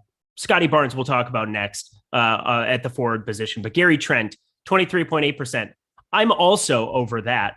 I find this team to be the most appealing. I know it's a lot of mid 6K options. I know it's the first game on the slate here. We don't know whether or not Devin Booker is going to be starting. As you said, could be the Steph Curry role, but I don't think it really takes away from the fact that if I project him for 24 minutes, I'm going to like these guys the most. What's the reason that you find Gary Trent to be third on your list? No, he was second. Oh, I thought he was Gary Trent. I thought you said is the third guy in both times. On FanDuel, DraftKings. Oh, got it. So it's going to be a little bit different site to site, and I mean the answer is just going to be that the pricing and the scoring is more favorable for Gary Trent on DraftKings than it is on FanDuel. DK is 6,500 compared to 6,800 on FanDuel. And by the way, I like him on both sites. It's just you asked me to rank all three. I like all three of them. Just you made me rank them, and that's just kind of how it came out in terms of exposure. But I mean, all three of them are guys that are in a good chunk of my lineups. I think they're three of the best plays on the slate. And like you said before, with the absence of the Phoenix Suns guys now, or I mean, with the absence of them being as viable as they were before, it's only a 3-game slate. This is clearly the team with the best value. So I'm loading up on a lot of Toronto just kind of by necessity. It's a game 6 scenario. They're down 3-2 in the series. We know Nick Nurse rides his guys for big minutes. There's no Fred VanVleet. These guys are all going to play a ton. They're all really good options. Yep, they are. And that's kind of the point that I'm making, is that I just want to get overweight to whatever the number ends up being on them, because I feel more comfortable rostering them than just about any other piece of value. But let's go to the top of the board here at guard. Devin Booker is going to be low owned. I think the limited minutes thing probably scares me off of going crazy. 8,500 on DK. I was going to have to think about that. I don't think I'm going to have to think about it if you put him in for 24 minutes. We have him for 23.8 here at Awesemo. Well done by the guys. I mean, that's kind of exactly what you would say when I hear limited. And if he's not going to start, I mean, even if he does start, I find it hard to believe he's going to play 30. That makes Doncic, that makes Harden, that makes Ingram and McCollum, all guys that I would prefer to get to here at the top end. Even Donovan Mitchell. I know that was a guy that you were higher on the other night. Who is your favorite target to pay up for at guard? Let's see. So pay up option guard. Once again, this is going to be different site to site, because I do think FanDuel and DraftKings are quite a bit different. But on DK for me right now, it is James Harden, only 9,100. And I understand last game wasn't the best results, played 40 minutes, scored 30 fantasy points. But I definitely buy into the narrative that Joel Embiid is far from 100% right now. And just more of the offense is going to have to flow through James Harden for that reason. And it's not just that Embiid has not been as efficient the last couple of games. His usage is so far down. Like, there's no way to convince me that Joel Embiid, who just regularly was posting like 40% usage rates in the regular season, 29% 2 games ago, 24.8% last game. It can't be a coincidence that he posts 2 of his lowest usage rates of the entire season right after we find out about that thumb injury. Yeah, 0 blocks in that time too. It's crazy. And since the thumb injury, the last 2 games, 0 blocks for him there. We'll talk about him at center, of course. But I think I'm with you where I like getting to James Harden quite a bit. I like him substantially more than Chris Paul, but I get this wicked feeling that Chris Paul is going to plummet in terms of ownership. That might make him appealing for me to get to. If we had heard that Booker was going to be like 30 plus minutes here in this spot, that would have been one thing. But I think in a closeout elimination game in his former team and all the things going for Chris Paul in these playoffs, I might want to pull the trigger on DK, getting to a little bit more. I really didn't have a ton of interest compared to James Harden or Luka Doncic. And now part of me is thinking that even 15% I might be able to get over the field. We've currently got him at 18.7%. I'm going to be on the lookout for that. It's just this inherent feeling I get that it's going to be something where he just falls to like low teens type percentage. And that's going to be something I want to get over the field on. Do you have any kind of a Chris Paul stand, or is with Devin Booker being back, is it just too much to handle? It's not that it's too much to handle. He's just priced incorrectly because the assumption was that Devin Booker wasn't going to play. And that was a very reasonable assumption to make because he was listed as out. And now that he's playing, it's just such a lesser role for usage, and the pricing hasn't been able to update. So for that reason, I just can't play somebody that I don't project all that highly on a points per dollar basis. So let's see. I have Chris Paul. All right. So Chris Paul. Yeah, I have Chris Paul projected for 45 fantasy points at 9,300 on a slate where there isn't that much value to get to, at least there for DraftKings purposes. Then FanDuel, it's totally different also because he's even more expensive over on FanDuel where he's at 10,200. I just don't project him highly enough to really want to get to him in any kind of regularity. And the other thing too is it's not like he's dipped to 5% ownership. He's still expected to be in around 20% of the field's lineups. We'll see. Because again, my assumption is that his ownership is going to plummet as we get closer to lock. That's my assumption. And I'll really be kicking myself if I play 20% of a 18% on Chris Paul, but I'm getting the feeling that I could get 20% of a 10% on Chris Paul. Like I would feel pretty good about that in this spot.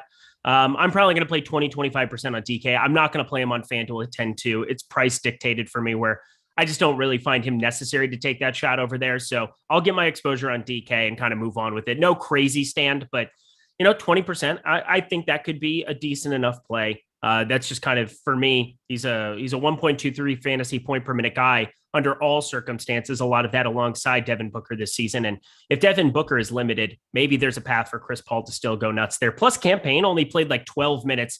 He played really well in those 12 minutes, finally make an impact on the series, but Chris Paul is going to get all the free run that he possibly wants here. If he wants to play 40 minutes, he'll play 40 minutes to try to close it out here. So that's enough time for Chris Paul. I didn't think we were going to spend that much time on him. Let's talk Luka. He's 11K over on FanDuel. Over on DraftKings, he's 11K. Identical price. I'm going to be playing him a lot on both. Are you? So Luka, because I didn't really get to answer the second part of your question before. You asked me who my favorite pay-up guard was, and I said on DraftKings it's James Harden, but the answers are different on FanDuel and DK. For FanDuel, it's Luka. Just the pricing is so much softer on FanDuel. It's not as hard to get to him. Whereas over on DK, where he has the same price at 11,000, but in general, we just don't have the cheap plays to get to at the same kind of right. What the hell are you doing underneath your desk there? My light is starting to burn out on me. There we go. It was flickering because I have my ring light thing and my little snake light thing. And I'm just talking. All of a sudden, like, oh, there's Derek. There's Eric going underneath another desk. Don't mind me. Right. There it is. It keeps flickering like bright and then off and then bright and then off. There we go. That's better. Well, anyway, yeah, I like Luka a lot on FanDuel. DK, I find that it's not that I'm fading him on DK. I just find him a little bit more restrictive to get to as compared to the FanDuel pricing. There you go. Thank you. Let's keep working our way down the board. Brandon Ingram or CJ McCollum? Who's your favorite between the two? McCollum. And Same. It's also different site to site. DK, I don't really like either of them a ton. I have exposure to both of them, but not a significant amount. FanDuel, it's so much easier to get to McCollum at 8,600, and just the guard options are kind of wanting there. So I find McCollum to be a core guy on FanDuel and really hard to get away from. Whereas DraftKings, it's also like you could pay $500 more for James Harden, and I have Harden projected quite a bit better. So Devin Booker, we have a hamstring injury. With Donovan Mitchell, we have a quad injury, and What? It's a fake injury though. Okay, so then you should play more Donovan Mitchell considering he's sub 20%. Well, no, because it also. So Donovan Mitchell. So Donovan Mitchell, I have projected for. Oh, so the other thing also that now I'm looking through makes Donovan Mitchell a little more restrictive also, he only has shooting guard eligibility, whereas somebody like James Harden is point guard and shooting guard eligibility, and I have Harden projected for almost 10 more fantasy points. Well, that's fair then. And their ownership also isn't that much different. It's true. I get it. I mean, it's fine. I mean, Donovan Mitchell's an okay play if you want to get there, if it's going to be a fake injury. But yeah, he doesn't project out that well for me. So I'm with you where I'm going to be lighter on him. Can't play everybody. I mean, you can play 150 and cover every single base, right? Isn't that how we do it? Yep, we play every single player on both sites. No difference between them, whether it's FanDuel or DraftKings. And we go down. The room could light on fire for Eric right now, but we'll go down with it. How's your light situation? It's better. Somebody said Eric looked like he ate Burger King at the gym, then left. I don't know what that means. That's one of those things that's really funny, but I don't know why. Like, it doesn't make any sense, but it's definitely funny. Thanks, Greg. Appreciate all of your support here. Yeah, all of my endeavors in life. I understand why it's confusing, because it's more likely you would have eaten Wendy's, correct? So Reggie Bullock, Mike Conley, we've got all these like 5K guys that aren't Toronto players that we kind of have to choose from to comb through. We're combing the desert. Tyrese Maxey there at 6,400. Anybody from 4K to 6K over on DraftKings that you're getting, well, all the way up to 6,400 at Tyrese Maxey that isn't on Toronto. Anybody that's standing out for you that you're getting to lots of on DraftKings? All right. So 46 to like 4K to 64, because I wanted to put Maxey in that grouping. Okay. So 4K to 64. Maxey to a lesser extent. Once again, you ready for this, Eric? Better play on FanDuel and DraftKings. He's different on two different sites. He's today. But how could he not be? He is 5,500 on FanDuel. He's a massively different play on the two different sites. So, I mean, he still has upside on DraftKings, but he's a higher priority over on FanDuel. Mike Conley is another interesting one to me, because I don't know what his minutes are going to look like. They've been all over the place, but last game was a blowout. I think that's something that limited him to 27 minutes. The game before, he played 24, but Jordan Clarkson also went nuts off the bench. The game before that, he played 35. I think it's within the realm of possibility that we see mid-30s minutes for Mike Conley. So there's a wide range of outcomes with him. I wouldn't trust him to play in a cash game, but for tournaments, I definitely like the upside of Conley. Okay. Mike Conley, he's been off the floor here in some of the closing spots for Jordan Clarkson, which is weird because neither of them play defense. I don't really understand what I want to do with either of them here. I'm going to kind of just get a little bit of both of them here, but do you have any kind of a Jordan Clarkson stand whatsoever? Because he feels like the guy that if he's going to be closing these games, I just feel like I want to get to more of him than the field just about every slate. Because offensively, I mean, he's just going to project out so poorly all the time. 50, what is his number now? Over on FanDuel, he's 6,300. Yeah, I'm not going to play him on FanDuel. So it's more of a DK specific question.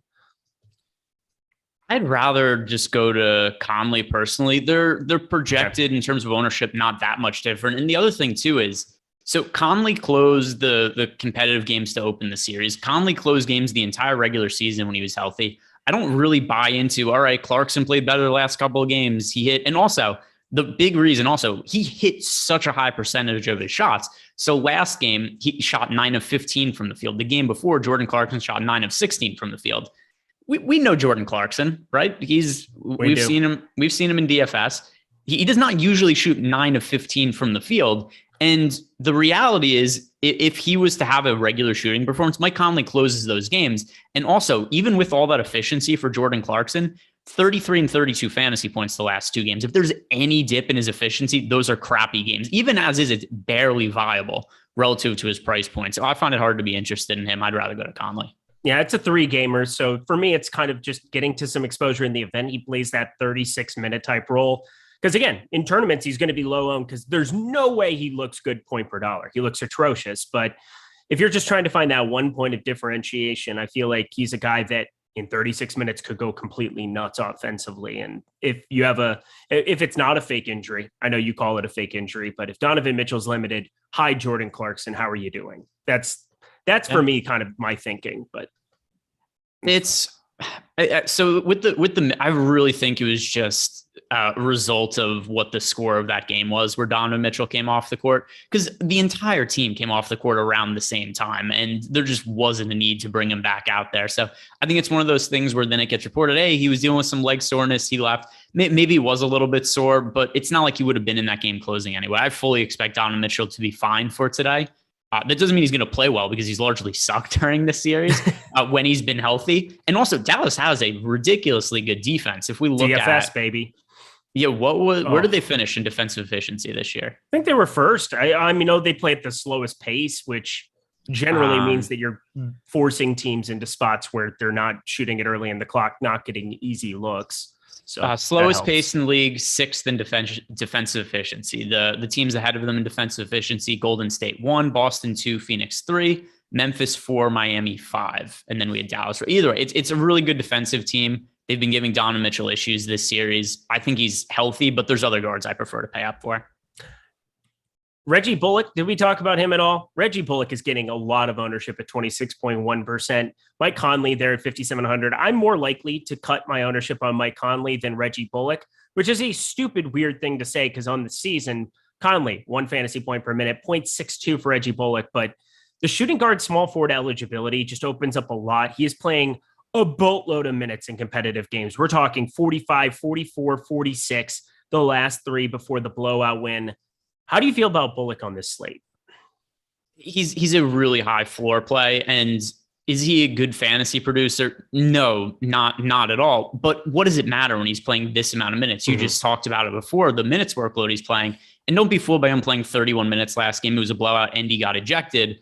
But when he's playing, even alongside Luka, he played 46 minutes 2 games ago. If he's going to get that kind of playing time, it's hard for him to not score over 20 fantasy points, which given the outlook of this slate now with Booker back and we're really struggling for value, I think mid-20s fantasy points for Reggie Bullock is probably enough. If you're playing cash games, you kind of have to play him. Even in tournaments, though, I think he's viable despite the high ownership because the minutes are so ridiculous. Anything else that you want to cover at guard before we move along? Let me check my exposures. Jose Alvarado. Oh boy. Here we go. How do you not love Jose Alvarado? I mean, I love watching him in real life. Like he is like, it's like watching, he's just like the Energizer Bunny out there. It's really enjoyable to watch him play basketball. So once again, there are so few cheap options that we can get to on this slate that I kind of feel forced to get some exposure to Alvarado because number one, he's clearly played himself into this playoff rotation. I remember not that long ago, a debate when we were talking about should Jose Alvarado play backup guard minutes? Should it be Devontae Graham? I mean, Alvarado has proven in the series why it should be him. He just makes plays happen when he's on the court. He plays harder than everybody else. And it's such a cliche thing to say like, oh, this guy wants it more, but go watch a Pelicans game when Jose Alvarado's on the court. He brings a different energy than the other players do. He played 20 minutes last game. It was the most he played in the entire series. I expect somewhere around the neighborhood of 20 minutes from him again today. And, if he's able to score 16, 17 fantasy points in 20 minutes, it's enough for him to be a viable value option. So I think we should mention him here because there's nobody else that I'm really getting to sub 4K on DK. Are you? No, not really. Alvarado, why don't you come to your senses? Little Eagles for everybody? No? Oh, is that? I tell you, Eric, you got to be careful. The YouTube algorithm's gonna pick that up and be like, "Oh, that's the same as the original." Copyright violation. No, they're yeah, absolutely because I have the voice. I'm the songbird of my generation again. My light keeps flicking on and off. Can you see this? This is just driving me bonkers. No, whatever. Go back under the desk again. Awesemo Plus tools and content, $29.95 for the weekly pass. Check it out so that we can have jobs and Greg can quit making fun of me and he could, just leave me alone. Player projections, ownership projections, boom, bust tool, lineup builder, and so much more here at Awesemo. $4.95 for the weekly pass. If you want to just check out all the NBA stuff, that's going to be going full blast until the end of the season, NBA finals. We're going to have content nonstop here for you in the NBA street. So $4.95 for that weekly pass, but you want to check out everything we offer here at Awesemo. And if you want to get a sneak peek, NBA player projections completely free today. NHL ownership projections completely free. MLB main slate ownership projections. Well, that's over with, but at good times were had by nobody unless you had Kyle Tucker. He was awesome. And Aaron Judge, good home run call, Greg. Check out everything, $29.95. Stop guessing, start winning, and join us here at Awesemo Plus today. To the forward spot we go. And, we talked a lot about the Toronto guys. Scottie Barnes, he is the most unavoidable piece of chalk for me on this entire slate. He's my highest owned player on DraftKings. What are you planning to do with him? Yeah, so Scottie Barnes, we mentioned before when we were going over our favorite plays from not all the favorite plays from the Raptors, but you had me rank Scottie Barnes, Gary Trent, and OG Anunoby on both FanDuel and DraftKings. I said that Scottie Barnes is my favorite of that trio. And he's somebody who, number one, benefits from the absence of Fred VanVleet, but also part two, he still hasn't really gotten priced up since coming back from his foot/ankle injury. And what's the matter? The light, your shirt. I have a shirt underneath this. I guess it's just like matching my skin tone a little bit, but everybody's just really he's sweating, self-conscious today. What's going on underneath that desk there? Oh my God, he's going underneath the desk. He's buttoning and unbuttoning the shirt. He's like, oh, there's lighting issues. I don't know. Is something you want to tell us? Just please keep going. Just talk. Please talk. All right. I hope you're talking to me right there. But anyway, so when we've got the situation with the Raptors, so Scottie Barnes, he was priced way down from the time that he missed with the foot injury. Then he came back, he played limited minutes. It was all more reason for the pricing algorithm to look at and be like, all right, we need to give this guy a discount in salary. And now that also Fred VanVleet's out, I agree with you. I think this is a totally unavoidable piece of value. He is going to be one of my most rostered players in both DraftKings and FanDuel. I had the nuts yesterday in NBA DFS. I won a 40,000 person tournament on DK. I had the best lineup you could possibly make. And now I feel so small. I feel so small compared to everybody because you're all so mean. John Bryan asked $1.99 top 3 smash plays on DraftKings. Go. All right. Top 3 smash plays. Hulk smash. Eric is upset. Smash. Just like smash plays. All right. So. Hey, Scotty now Barnes. You're an all-star. Get your game on. Go play. Oh, smash mouth. That's a different thing. I hope you could fit in a Nickelback reference before the show is over. Oh, so no, let's see. Stop it. Look at this photograph. It's fine. Every time I do, it makes me laugh. That would be a great reference if we had Tyler Zander here producing and putting stuff up. Too bad. He's a rock star living in Hilltop, driving 16 cars. The drugs coming, whatever.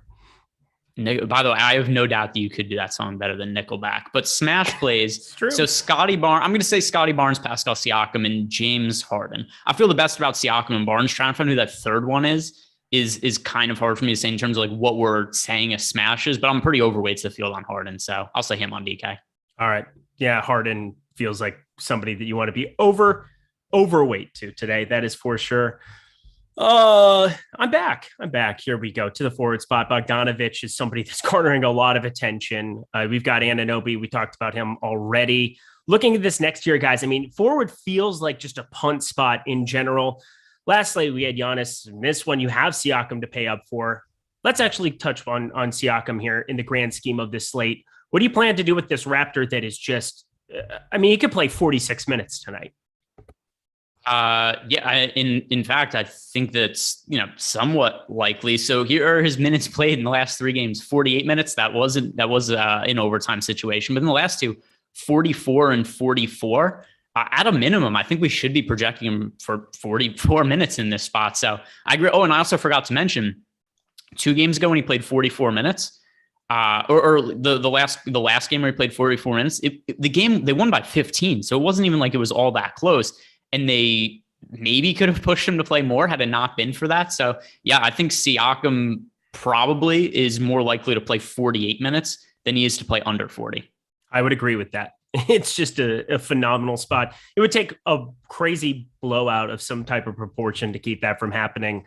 I don't see this happening in Toronto. So Pascal Siakam, full bore, full go for me. Tell you the one guy that I have 0 of today, and I'm curious if you are with me. How do you roster a 7K Tobias Harris in this spot? So I don't have 0% of them, but I have less than 10%. And the reason you do it is because a lot of the way that I think the Raptors have been defending Joel Embiid in this series is they've just been forcing other guys to beat them. And then, the other thing we also have to consider is that there's just less usage going to Joel Embiid right now. But we've seen upside from Tobias Harris in this series. So I can't totally say it doesn't exist. Once again, he's not a high priority play for me, but it seems like you're at 0% of him. In my last run, I got 0. So, maybe okay. I get like 2 or 3% here, but very highly doubt it. I'm still tweaking some Phoenix stuff, because Cameron Johnson just keeps showing up in my lineups because I can't figure out why my import isn't working. Good times. So while you're figuring that, I'll do a rundown on Tobias Harris, and I'll make a case for not why he should be a priority play, but why I think he at least makes sense to be in the player pool. And once again, I'm underweight to the field on him, but he's in there for me. So we've now seen 5 games in this series. He's played in the last 3 games 47 minutes, 41 minutes, and 44 minutes. So another guy I think we should be projecting for over 40 minutes in Tobias Harris. He also has games in the series of 47.5 fantasy points, 42 fantasy points, and 38.25. That's not awful results at 7,000. So actually, you know what probably prevents me from getting to more of Tobias Harris more than the 7K price tag is that he only has power forward eligibility. If he was power forward and small forward, I'd probably have like 15 to 20% of him, but I end up just a little bit under 10% because he's only power forward eligible. Well, speaking of different from site to site, let's talk his teammate, Danny Green. There's no Matisse Thybulle. He can't travel to Canada. Blame Canada. South Park reference for everybody. But Danny Green is 4,100 on the FanDuel site. DraftKings, a little less important. I don't really think I have to get to pretty much any of him there at 4,400. I think I have, 6% of him. It's not going to be any kind of a meaningful amount. But how do you feel about Danny Green as the mega chalk over at the forward position on FanDuel? Yeah, well, I mean, it's in these situations, Eric, we have to ask ourselves, what would Brian Boitano do if he was here right now? And he'd surely kick an ass or two. That's what Brian Boitano would do. Yes, he would. But Danny Green, is Danny Green that much different at 4,100 than he is at 4,400? He's way too popular, in my opinion, over on FanDuel. Way too popular. If you're playing cash games, you need to flirt, fine, go ahead and play Danny Green. But I don't think that he's some crazy smash play at 4,100. He played, so the last 2 games in Toronto, he played 28 minutes and scored 12 fantasy points. He played 46 minutes with a 10% usage rate and scored 23 fantasy points. I mean, there's some security with him because he's so cheap, but I highly doubt he's going to break the slate. And he's just way too popular. So I'm much more inclined to go underweight to the field on Danny Green than overweight because that's a crazy amount of ownership going to him. Yeah, I would rather take all my shares of him and turn them into Herbert Jones at 4,700 on the FanDuel slate. Find that 600, make it work up there. Even Larry Nance, I would rather play over Danny Green. Larry Nance is 4K, power forward, small forward as well. I think that there's just a path for him to be on the floor a lot more. If anybody watched that game, sure, Larry Nance didn't have to do a whole heck of a lot. He had, a 5 and a 6% usage rate. But they were putting those twin tower lineups out quite a bit. They played Ayton alongside McGee to kind of counter that Nance and Valanciunas lineup. I think there's a path for Larry Nance still playing 20, 22 minutes here in this spot. And if he's playing well, which he hasn't played well the last 2 games, we saw what he's capable of in the play-in game. We haven't had that crazy upside game. So on FanDuel, he's sub 20%. I'm still more willing to get around to him as a source of salary savings for FanDuel. DK, it's uncomfortable looking at 3,800, but you talk about so many minimal guys under 4K. I think you can still get to some there. Is he somebody that you're rostering at all? By the way, somebody called you Butters in chat, which oh my God, is perfect. It's not perfect. It is absolutely perfect. You guys want to go get hot? You're definitely Towley, Jordan Klein. That's Towley. I said that's Jordan Klein. Yeah. All right. Jordan is Towley, and they have the same vocabulary. Yeah, but now don't forget to bring a towel. John Bryan, $1.99. We already gave that one 3. So we covered that. J_Bravo99. Hey, Eric. Hey, Greg and Zippy long stockings. That's me. Prize picks question: best over under assists and points prop, and specifically, how do you feel about the Scottie Barnes points prop at 10.5? We will answer this question at the halfway point when we talk Odd Chopper. We will jump over and I will make sure that I touch on that. But Greg, just to let you know, we should do it. I mean, the game locks in 19 minutes. So we probably okay. Let's do it now. Yeah. How do you feel about Scottie Barnes points prop at 10.5? I like the over. That is an egregiously low points prop. So egregious. If it's 10.5, give me all of that you've got. That's also not what the number is. Oh, okay. Yeah, 10.5 would be outrageous. It's 13.5, which is still very, very low. I love the over on 13.5 as well. Yep, smash those. And if you find 10.5, tell me where I can find that. Thank you so much, J_Bravo99. Oliver, there you go. You almost got me. I tried. So, Mr. Close Off, there you are. There it is. Gotta brag. took down the 70K first place in the shoot around last night. Boy, yoing, yoing, yoing. Who's got 7 steals tonight like Javonte Green? Jose Alvarado, according to Greg. Oh, Jose Alvarado, the ninja. The dude just sneaks behind people on inbounds passes. He's not going to have 7 steals, but if I had to pick the guy who's most likely to have an outlier steals game, give me Herbert Jones. Herbert Jones. That's music to my ears on FanDuel. That is just music to my ears. Are you getting Tim on DK as well? I think he's a much better option on FanDuel just because of the scoring. I have him in my DK player pool, but FanDuel is just totally different because you can get one of these games from Herbert Jones where he's like 4 steals and 2 blocks. And it's like, oh, cool. He scored, 24 DraftKings points or whatever, but you get that on FanDuel and he's breaking the slate. We saw that with Javonte Green yesterday. And there was another one a few days ago Nick Claxton.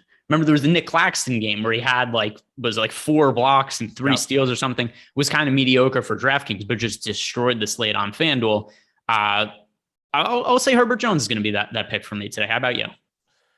I love Herbert Jones. The other guy that I love today, and I'm still going to roster a bunch of them, is Jay Crowder at 4,700 over on DK. I find him to be a guy that isn't going to have his minutes affected by a guy like Devin Booker. And Jay Crowder has shot the ball so poorly in this series.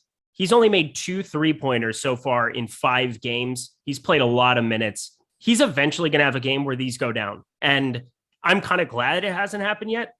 His prices just continue to plummet. He's at 4,700 here, and he's only at 17.6% rostership. I prefer him over just about anybody sub 5K on DraftKings. Let me just make sure that I'm correct on that. Yeah, he's my favorite play sub 5K on DraftKings today. Let's see. Who do I have the most exposure to sub 5K on any position? Any position. All right, sub 5K. I have 38% of Jay Crowder. It's a positionality thing, sure, but it's also he's just played really, really bad. And you know what happens is eventually good players, and I think he's a very good real life basketball player, is they play well. And Jay Crowder makes those shots. So I'm going to be kind of invested out there. Plus Devin Booker and Chris Paul on the floor, more spacing is going to exist for him than when you had Cameron Johnson just sitting out there doing nothing. I don't have one guy that I'm well above other people, but Alvarado, Larry Nance, Dwight Powell. These are guys I'm taking shots on, but there's not one guy where I'm oh, I've got 35 or 40% of this guy. This is kind of I can see a path for this guy and I don't feel very confident in it, but sure, Alvarado, sure, Dwight Powell, but I could see with Jay Crowder as well. Don't call me Butters Lindquist. Raw Angelo, $1.99 DK cash priorities, Greg. Let's see. So DK cash priorities. First, let me refresh the ownership and see what that is looking like right now, because that will help dictate what some of these decisions are going to be. It has to be the Raptors, though. This is just the highest priority, guys. Siakam, Barnes, Gary Trent, Reggie Bullock, I think, is a really excellent cash game play just because the floor is so high and somebody who's probably going to play mid 40s minutes. Reggie Bullock just never comes off the court in the playoffs unless it's a blowout situation. So those guys, and then I guess Bogdanovich has to be another one because he's been really popular in just about every game. I know the ownership isn't crazy high, but just based on my own projections, I would say James Harden as well. Darren Unger, $1.99. Good to see a familiar name here. Somebody that's not trying to trick me up with their names, even if they win 70K. Congratulations, by the way, Oliver. FD, Luka, Alvarado, Siakam, or CJ Harden, Bogo. So Luka, Alvarado, Siakam, CJ Harden, Bogo. I like 2 of 3 in each of those. I'm not. I'm going to go Luka, Alvarado, Siakam, just because I think Siakam is such an important play for today. Bogdanovich, he's more favorable on DraftKings than he is on FanDuel because of the 3-point bonus.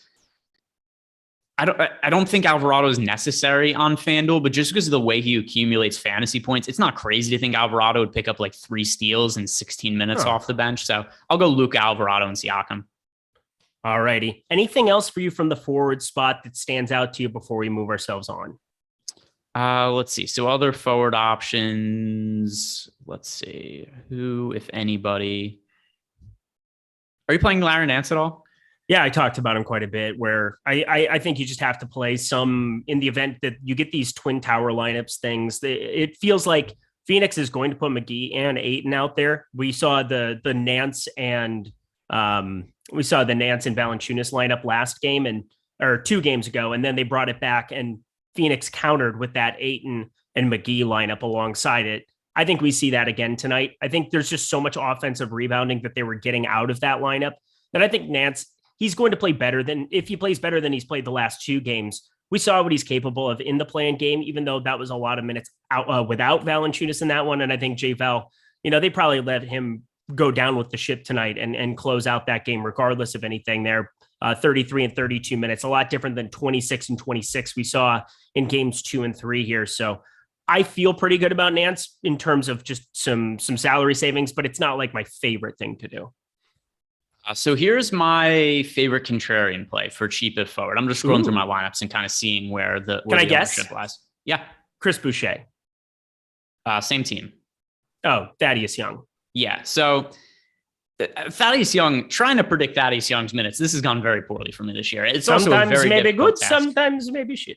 Well, it's just minutes, and they're nearly impossible to predict. It's always terrible. But so he was uber chalk last game, Thaddeus Young, at a fairly similar price point to this. He only played 16 minutes. People have gotten off him. The situation isn't that much changed for what it was 2 games ago. 2 games ago, he played 30 minutes. He played backup point guard minutes for the Raptors and scored 35 fantasy points. Remember, there was that highlight that went viral of him crossing up Joel Embiid and hitting a step back jump shot while Joel Embiid was laying on his ass. And the Thad Young just didn't do that much in his minutes last game. But I think it's within the realm of possibility that he plays the same 30 minutes he played 2 games ago and is one of the top value plays on the slate. So I think people have gone too far in the other direction. Once again, it's really hard to be confident in the minutes. But I think that there's upside for him to play 30 minutes without Fred VanVleet again. And I think that people are going to be regretting not having him in lineups if that's the case. So I have him around 20%. All right. I like that call. Might as well. Again, we're trying to finish. If you ain't first, you're last. Well, hell, Ricky, you could have been lots of things. You could have been second. You could have been third. Hell, fifth would have been fine.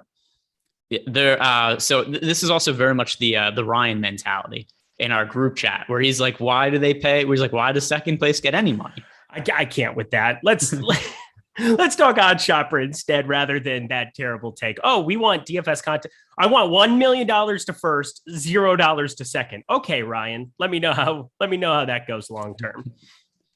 That's what he wants. But let's talk Odd Shopper. 30 seconds or less. You can find the best bets on the board every single day. Plus, there's this Prize Picks parlay builder. That's really cool. It's been fun to check out from time to time here. Well, especially recently, reacting to late news. Well, don't worry. If things change, Odd Shopper gets updated in real time. The projections at Awesemo, as they change, you're going to see the best props change up on that board. It's so fun, so easy to play. We're going to have MLB going up there very, very soon. NHL bets are live. Golf bets are live. Those have been so fun to check out as well. Odd Shopper is such a key part of what I do day to day in terms of prize picks, in terms of props. And I think it should just be something that you naturally just go to that site first. Go to oddshopper.com. Check out the best plays on the board. If you have legalized sports betting in your state, congratulations. This is the best site you can go to day in, day out to help you make money. Greg, what sticks out to you in the NBA streets for tonight? All right, let's see what sticks out because I have to pull up to make sure nothing's changed since earlier in the day because I'm sure the lines have moved at least a little bit. Oh, this one's still up, and it's one that I do like quite a bit. James Harden, plus 112, over 6.5 rebounds. Over on Odd Shopper, we have him projected for 7.9 rebounds. I'm not quite that high on him, but I'm in the set. But I'm slightly over 7 rebounds, and it's plus money on the over 6.5 rebounds. So considering that Odd Shopper has him projected for north of 7 rebounds, I have him projected a little bit north of 7 rebounds. That it shouldn't be plus money on the over. It should probably be like minus 120. So that's the one that stands out to me the most. James Harden, over 6.5 rebounds, plus 112. Yeah, we're both pretty high on James Harden today. I think that that's a great prop to isolate there. I'm pretty confident also that you're going to see relatively more minutes here for Jose Alvarado. Something tells me that he plays right around 18, 20 minutes again. Maybe Devontae Graham doesn't even step foot on the floor. But if you're going to give me plus 145 on that little guy, just simply running into 2 rebounds, I think you got to take it. 40% expected ROI on Odd Shopper, 57% expected win percentage. So it's hitting just over half the time. But when it does, you're getting paid off big on the plus 145. So I think that's a great prop to take advantage of. So head over to OddsShopper, check out some of the best plays on the board. Takes literally no time. Simply see the best plays that is their group there. You can click on by game. It's so fun. Thank you so much to everybody behind the scenes here at Awesemo for putting together such a great product. I think you'll enjoy it. So head to oddshopper.com today. All right, we got 8 minutes. We got to get lineups in. God knows I got to get lineups in, but Joel Embiid, he's got a huge question mark just labeled around his head. We talked about liking James Harden. Does that naturally make you get to less Joel Embiid than the field?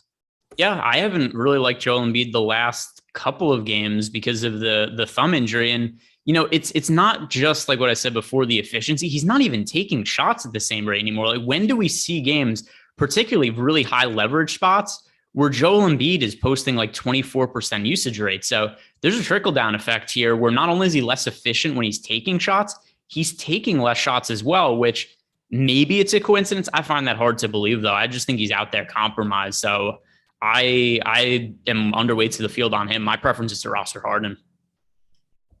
Rest of the center position, we get guys like Ayton, Valanciunas. They're going to all look very, very different. I think playing Siakam, where you can slide him in at center, that's something that's showing up in a lot of my lineups over on DK and FanDuel as well. But anybody else stick out to you at the top end of center? Rudy Gobert, somebody that's really going slept on as well. So one thing, at least on DraftKings, is Pascal Siakam has center eligibility. So he's just the guy who by far I end up with the most exposure to at the position. And then it's just a bunch of other guys that are mixed and matched in. Precious Achiuwa, Dwight Powell, Thaddeus Young, Rudy Gobert. So in terms of priority, not really, because I just have, of center eligible players, I get so much more of Siakam than everybody else. Over on FanDuel, Rudy Gobert at 7,300 because he gets the extra boost for the defensive stats. And then Joel Embiid's also, to me, a little more viable on, not that he's not viable on DraftKings, but he's a higher priority play on FanDuel just because he's power forward and center eligible. And the 10K price tag is really favorable. But Gobert to me is a pretty high priority on FanDuel. Embiid more so on FanDuel and DK. But is there anybody else outside of that you're really rostering at center? Like, I think Ayton's kind of out of the mix with Booker back now, and there aren't that many other dudes. Yeah, it's more of a price thing where you can run into some shares of Dwight Powell if you wanted to, but he's just going to be too popular. 21.3%. I have like 7% of him in my 60 lineups. I've got Ayton, like 5% of him right now. I'm going to probably get a little bit more of him here as I'm finishing up my lineups over there. It's just hard to really land on other centers that aren't Siakam. You talked about it. It's just something where I'm able to play him at that position. None of these other guys grade out that well, or they're just over-owned, in my opinion. Valanciunas, Powell, Gobert is all right. I think Gobert is probably okay, even on DK, not substantially 7,700, but you still get the double-double bonus and things of that nature that I'm okay landing there if you want to. Is there a cheap center that you're taking shots on? Because something for me is 3,100 Jackson Hayes. I know that he's going to start. He's 3,100. He's only going to play his 16 minutes, but if that ends up being something, is there anybody else 3,200 or below that you would even want to roster any shares of today? Like for me, he's just like by a default guy I'm going to get to like 5%, 6% of. A very specific number. I mean, it's kind of him by default. I don't want to play Paul Reed in limited minutes. I don't want to play Kem Birch as a starter in limited minutes. Oh, actually, I think Kem Birch and Jackson Hayes are probably pretty similar. But that's a no to me on both of them. It's weird. Like, why even start Kem Birch? The last two games he started and played 11 minutes and 6 minutes. Like, what's the point? But not really. Actually, if I had to roster, I'd rather play Hassan Whiteside than Hayes. I know you gave me a $3,200 limit, but if I could somehow get the coin together to go up another $100, Hassan Whiteside could score a lot of fantasy points very quickly. So he would be my preferred option, but I don't think any of these guys are really guys we want to play. Oh, look at this. I have my lineups in 4 minutes before lock. I'm so proud of myself. Fancy. Such a beautiful human being. Am I? Ben Anthony, $1.99. Will the bee sting affect Gobert? I don't know about it. I have no idea. Maybe is that reasonable? I mean, I know he has a really swollen eye, But also, look, when did he post that picture of himself? Like today, this morning. So he posted right? They could ice it. The swelling could be gone by now. I'm not factoring that at all. It's like NFL injuries that aren't hamstrings. Like a hamstring, you can kind of understand the limitations of certain things.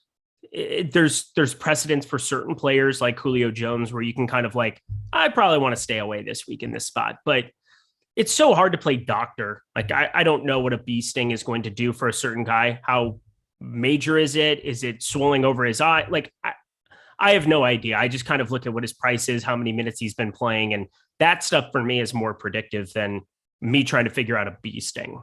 How many games did Andre Drummond miss when he came in close contact with that avocado? Oh, I tell you what, avocados, they'll get you. They'll get you. They missed like 2, 3. I think it was more than that. Was it really? Yeah, Andre Drummond. Food allergies can be no joke. Avocado. Jordan Klein just took the biggest yawn I've ever seen. Are you that bored with us, Jordan Klein? Yes, he always is. God, you're such a joke. Yeah, we have 1.7K people. Jordan, you better rest up. You got that big NBA draft show today. You're going to be here all night. NFL draft, but close. What did I say? Did I say NBA? NBA, I think. Yeah, you've got that NFL. You've got the NFL draft tonight, Jordan. Where number one, you're going to have to be doing analysis too. I want to hear your takes on every offensive lineman today. Kickers. I hope there's some first round kickers you got to talk about. A fullback, a tight end. You better know it all. Matt Savoca, Nick Lepre. You want to check that out. The NFL draft show. That's going to be on the Awesemo Fantasy Football channel. Go check it out. We got Jordan Klein. He's going to be producing through the night. Give him your support. Go ahead. What? Oh, it's on this channel. Oh, that's beautiful. It looked different. It's on the One Stop differently, I believe. Unless things just get changed all the time. I didn't even know I was hosting today. I thought I was analyst. So maybe I just looked at that wrong from earlier. It says Fantasy Football channel on the, oh, that's the sponsor. Oh, the C is silent. It's different. 1 minute to lock. Make sure you get your lineups in, everybody here. We talked through the entire slate. Let's recap for everybody here at home, Greg. Who are your favorite plays at guard today? By the way, we have Ben Anthony. I see your super chat. We can't read that one, but that's very funny. Yeah, we also had a super chat. Did we mention Chad Oswald left us a super chat? There was no question now. Yeah, I was going to give him a shout out after the lock, but you know, other than that, I mean, there's no other pieces on the slate that I'm getting really exposure to. We haven't talked about. Do you think there's any loose ends we haven't gotten to? Nope. We did a great job. I'm not going to lie. The timing, we literally landed the plane perfectly. It's also going to be great because for this extra half hour, last time we had the weird package where we didn't even get to talk about whatever because of the Atlanta package and we didn't have a game going on. We're going to have a massive game going on here. Philadelphia, Toronto, first game right out of the gate. And then Phoenix and New Orleans. They'll be tipping off right as we sign off here at 7:30 p.m. Eastern time. But stick around for this half hour. We're going to talk through some of our favorite bets over at Odd Shopper. We're going to talk about some ownership here right off the bat as we get to lock. Because again, Toronto in very meaningful parts. And, Suns starting lineup. Chris Paul, Bridges, Crowder, Ayton, Devin Booker. Yeah, I mean, I think we probably see, 24 to 28 minutes from Booker. By the way, him starting is terrible news for everybody else on the Suns. Yes, just catastrophic, except for Crowder. I'm going to play a lot of Crowder. He's going to shoot the ball better. Eventually, he's going to shoot the ball better. Yeah, no, I think that's true. There's less shots available to him now, but he's cheap. He's viable. Mr. D, go blue. Package. Is it triggering to you? Are we okay? Did you, by the way, did you see the underdog tweet from the other day when the Packers thing came out? No, I didn't. So when they tweeted that the game was going to be delayed because of a suspicious package, somebody responded to the tweet and said that Amazon Prime delivered his fleshlight to the wrong location. And then Amazon Prime customer service responded to him saying, like, we're sorry you had bad service. Is there anything we could do to help you? Yeah, just free refund or fleshlights for everybody. One of the two. Good times. Everybody smash that like button again. Greg, Jordan Klein, doing great work here at Awesemo today. I'm doing an okay job hosting the last two shows here on the Live Before Locks. So if you want to give me a courtesy or a sympathy like button, I'll take it all the same. That's just fine by me. But let's kind of take a look at some of this. Wait, Jordan had to leave the show early to take a shit before? What? Is that because happen? Okay, morning, so we had you want me to tell you this morning? Okay. Yeah. This morning on the NBA strategy show, like I had to use the restroom really bad. Like, and it was like 3 minutes left until the show ended, and Josh and Laffy were just still talking, and I like messaged them I had to go, and they're like, just go, and I was like, I ran to the restroom and did it in like maybe a minute. And got it done. All right, so that's all right. So I missed the context of Ben Anthony's super chat where he said, "Ask Klein if he has to go pinch off another one." I was like, why are we making fun of the kind Jordan Klein? I would never do such a thing as to make fun of Jordan during a show. And I didn't realize that there was context to this. I didn't know that lovely story. I have 10% Danny Green that ended up getting through this cracks. That sucks. I didn't want any, but that's all right. He's like 40% on FanDuel, I'm sure. We'll pull up the ownership here now. Let's go through some of the DraftKings ownership as we are looking at it here. Guess Scottie Barnes ownership in the $20 on DK. 60%. 62.9%. The guy is that far off. Yeah, he was just a freebie. Gary Trent Jr.'s ownership. All right. Well, I'm going to try to apply a little bit of logic to this. So considering Barnes was at 60, by the way, I'm just looking at the projections and whatnot and trying to figure it out from that. So if Scottie Barnes was 62, 38% for Trent? 31. So there you are. All right.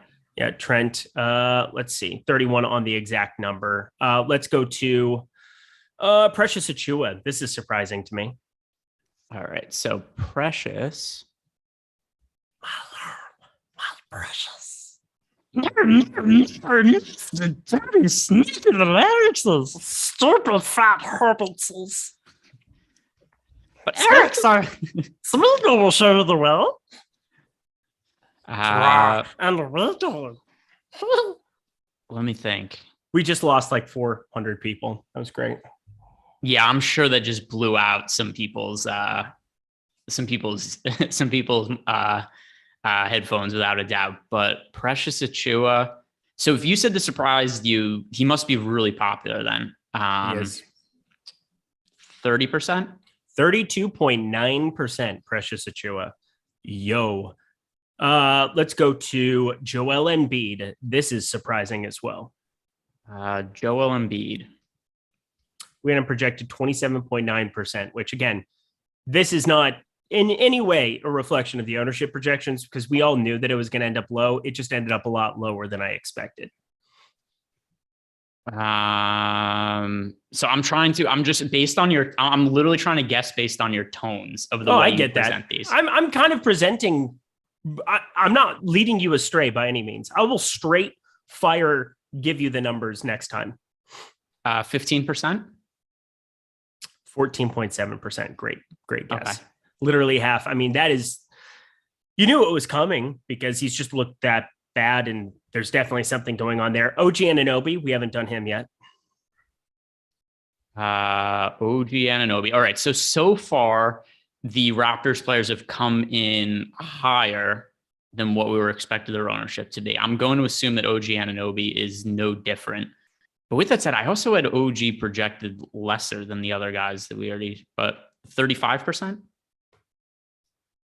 I just clicked off of it. Crap. It was like 32, I think was the exact number. All so right. I just went over to the $4 and looked through all of that stuff here simultaneously. But let me get back into the shoot around just because, sometimes it ends up being a little bit wonkier. I feel like Scottie Barnes has to be lower in the $4. People, it tends to flatten out in certain spots. But when you're making 150 and you're just jamming the best play on the slate and Scottie Barnes for some of these guys, it's just going to inflate the ownership there. But yes, OG Anunoby, 32.3%. Really, last guy that I find to be interesting. If you could have, I guess a 0.7% Shake Milton would have been an okay thing to get to here. But Danny Green, did we already do him? Danny Green, no, but he's going to be way more popular on FanDuel than he is on DraftKings. Yeah, he definitely is. I'll pull up the DK and the $9.99 here as well while we're going through it. But DK Danny Green. 20%. 24.8%. I'm doing good with this so far. You're doing really good. I'm pretty impressed here at the moment. Tyrese Maxey on FanDuel. Oh, Tyrese Maxey on FanDuel is going to be like 60% on. 69.1%. Right. 5,500. Welcome to the Broken Tag Club. Scottie Barnes.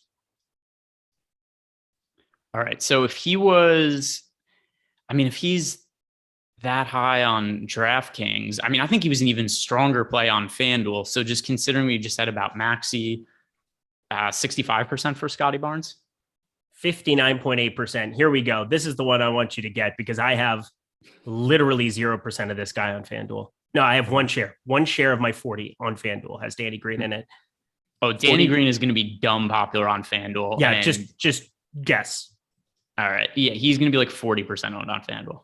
47.5%. Yeah, that's an awful play, that kind of ownership. And now he's just going to fall into a bunch of defensive stats now. Like guaranteed, the game is going to start. Danny Green's going to shoot like 2 of 4 from 3 with like finish with 8 points, 3 assists, a rebound, and like 2 steals and 2 blocks. Absolute tilt incoming. Be prepared of PG-13 proportions if he goes nuts because.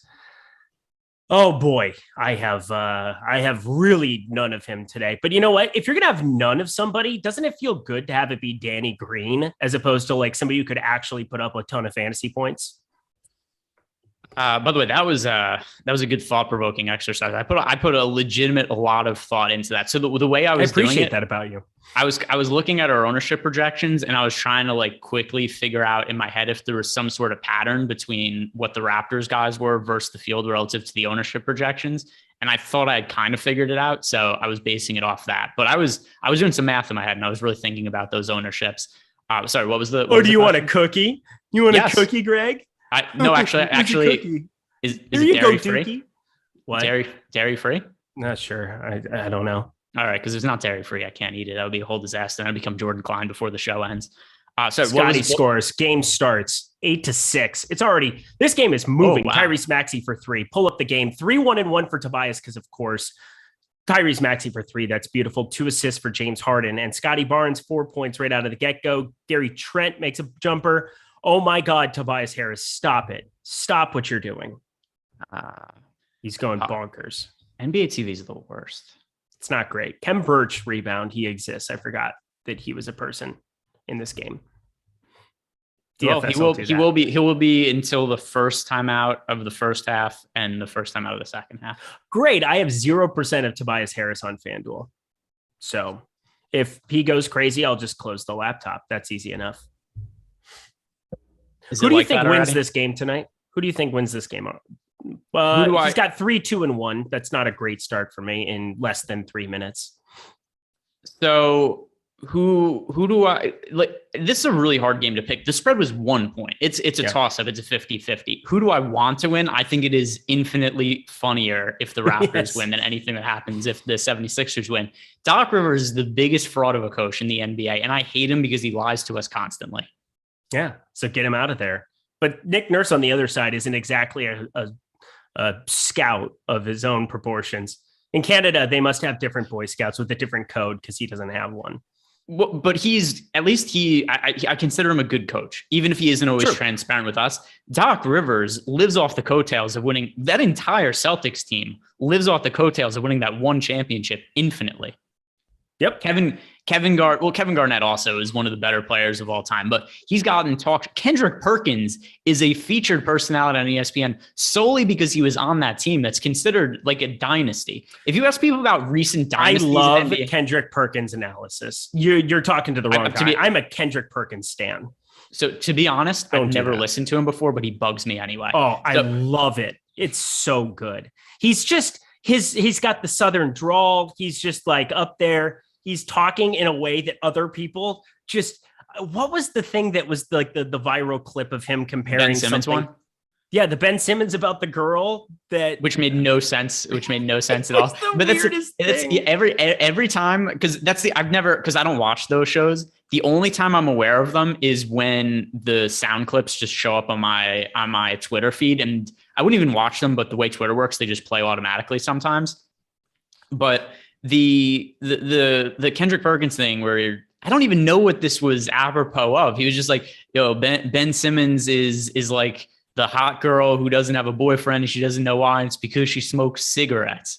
And it just made no sense at all. So whatever it is, like, I don't understand what the appeal is to Kendrick Perkins as a, oh, by the way, as for Daniel Naranjo in chat, Greg, how can you hate what you never heard? Don't know. Couldn't tell you. A lot of people are going to have opinions on the NFL draft tonight without ever seeing. It's the same reason though, play. but hang on. Kendrick Perkins for NBA is like Aqib Talib doing an NFL game. It's incredible because they're just like so blunt about it. They both have like that. It's just like a more laid back way of speaking. It's just not the, oh, I'm going to be extremely polished and tell you all my takes or whatever. I think that's the same reason that I think Rip Hamilton is an all right announcer on ESPN, is that he's not up there trying to do a shtick. There's an actual personality to him. Richard Hamilton. I'm thinking of Richard Jefferson. Sorry. No. Oh, okay. Yeah, I was going to say, that's what I meant. Well, I think Richard Jefferson does a really good job at color commentary, though. Yes, he does. But like both. I don't know. So, but anyway, the point I was making about that Celtics team that ties into Doc Rivers, if you ask people about recent dynasties in NBA history, I think a lot of people would include that Celtics team on that list. They won one championship together, and that got Kendrick Perkins on TV. It got Kevin Garnett a TV show.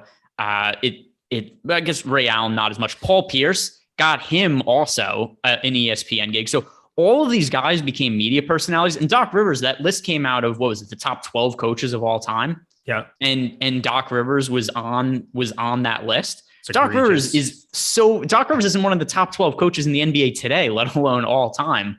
So to me, it's a little bit ridiculous. And the reason I want the Raptors to win this game is because it would be so funny if Doc Rivers became the first coach ever to blow a 3-0 series lead. Especially, did you see the interview he did yesterday? No, where he was asked about his team blowing 3-1 series leads. And he was like, actually, I did a great job coaching in those series. And just gave this long-winded explanation of why. He said the Clippers loss, he said that was a bad job. But his other 3-1 wins, he was like, no, that was actually a great job for me. And you guys are all mistaken. Great, $1.99. You guys get to house on FanDuel? No, I did not. No, I did not play Daniel House. Mark Langford, $2, 0% Donovan Mitchell and Mikal Bridges on DK. Am I effed? No, you are just fine, sir. Like, if they go crazy, you're in trouble, but they're not like exceptional plays in my eyes. Yeah, I think there was other guys that were better plays. Did you have? Let me see. Do I have more Bridges or Mitchell? I have more Bridges than Mitchell. They're both very low priority plays for me. Yeah, Bridges, I have 6%. 6% is like a prevailing number. I have like 5 of these punt plays that are all 6%. That's really weird to me. Herbert Jones, I have way more, 45%. There we go. All right. By the way, somebody in chat asking why I hate the Celtics. I promise I do not hate the Celtics. I just think that Doc Rivers is overrated. We had a Rinpack signing in chat. By the way, neither of us said Nick Nurse is not a top 5 coach. It's just that he lies. Yeah, you had said that it was just because you had said that he's terrible, but it was within context. Within the context of him lying. Yeah, saying that they in Canada they still don't have honor when it comes to saying things that are true. He's not a real Canadian though, is he?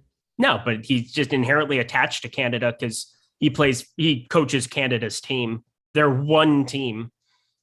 Pascal Siakam, 10.4 on FanDuel. James Harden, 9.2. That's good times. Gary Trent as well. And Tobias Harris is taking a nap. That's good. We need him to slow down, Tobias. Slow down. Oh, shocking. In 5 minutes, Danny Green has done nothing.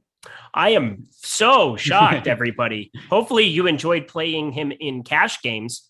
I don't even know if I had played cash games on FanDuel if I would have played Danny Green. I would have been like, all right, if my 1v1 that I have in every lineup is going to be Danny Green, I'll play anybody else.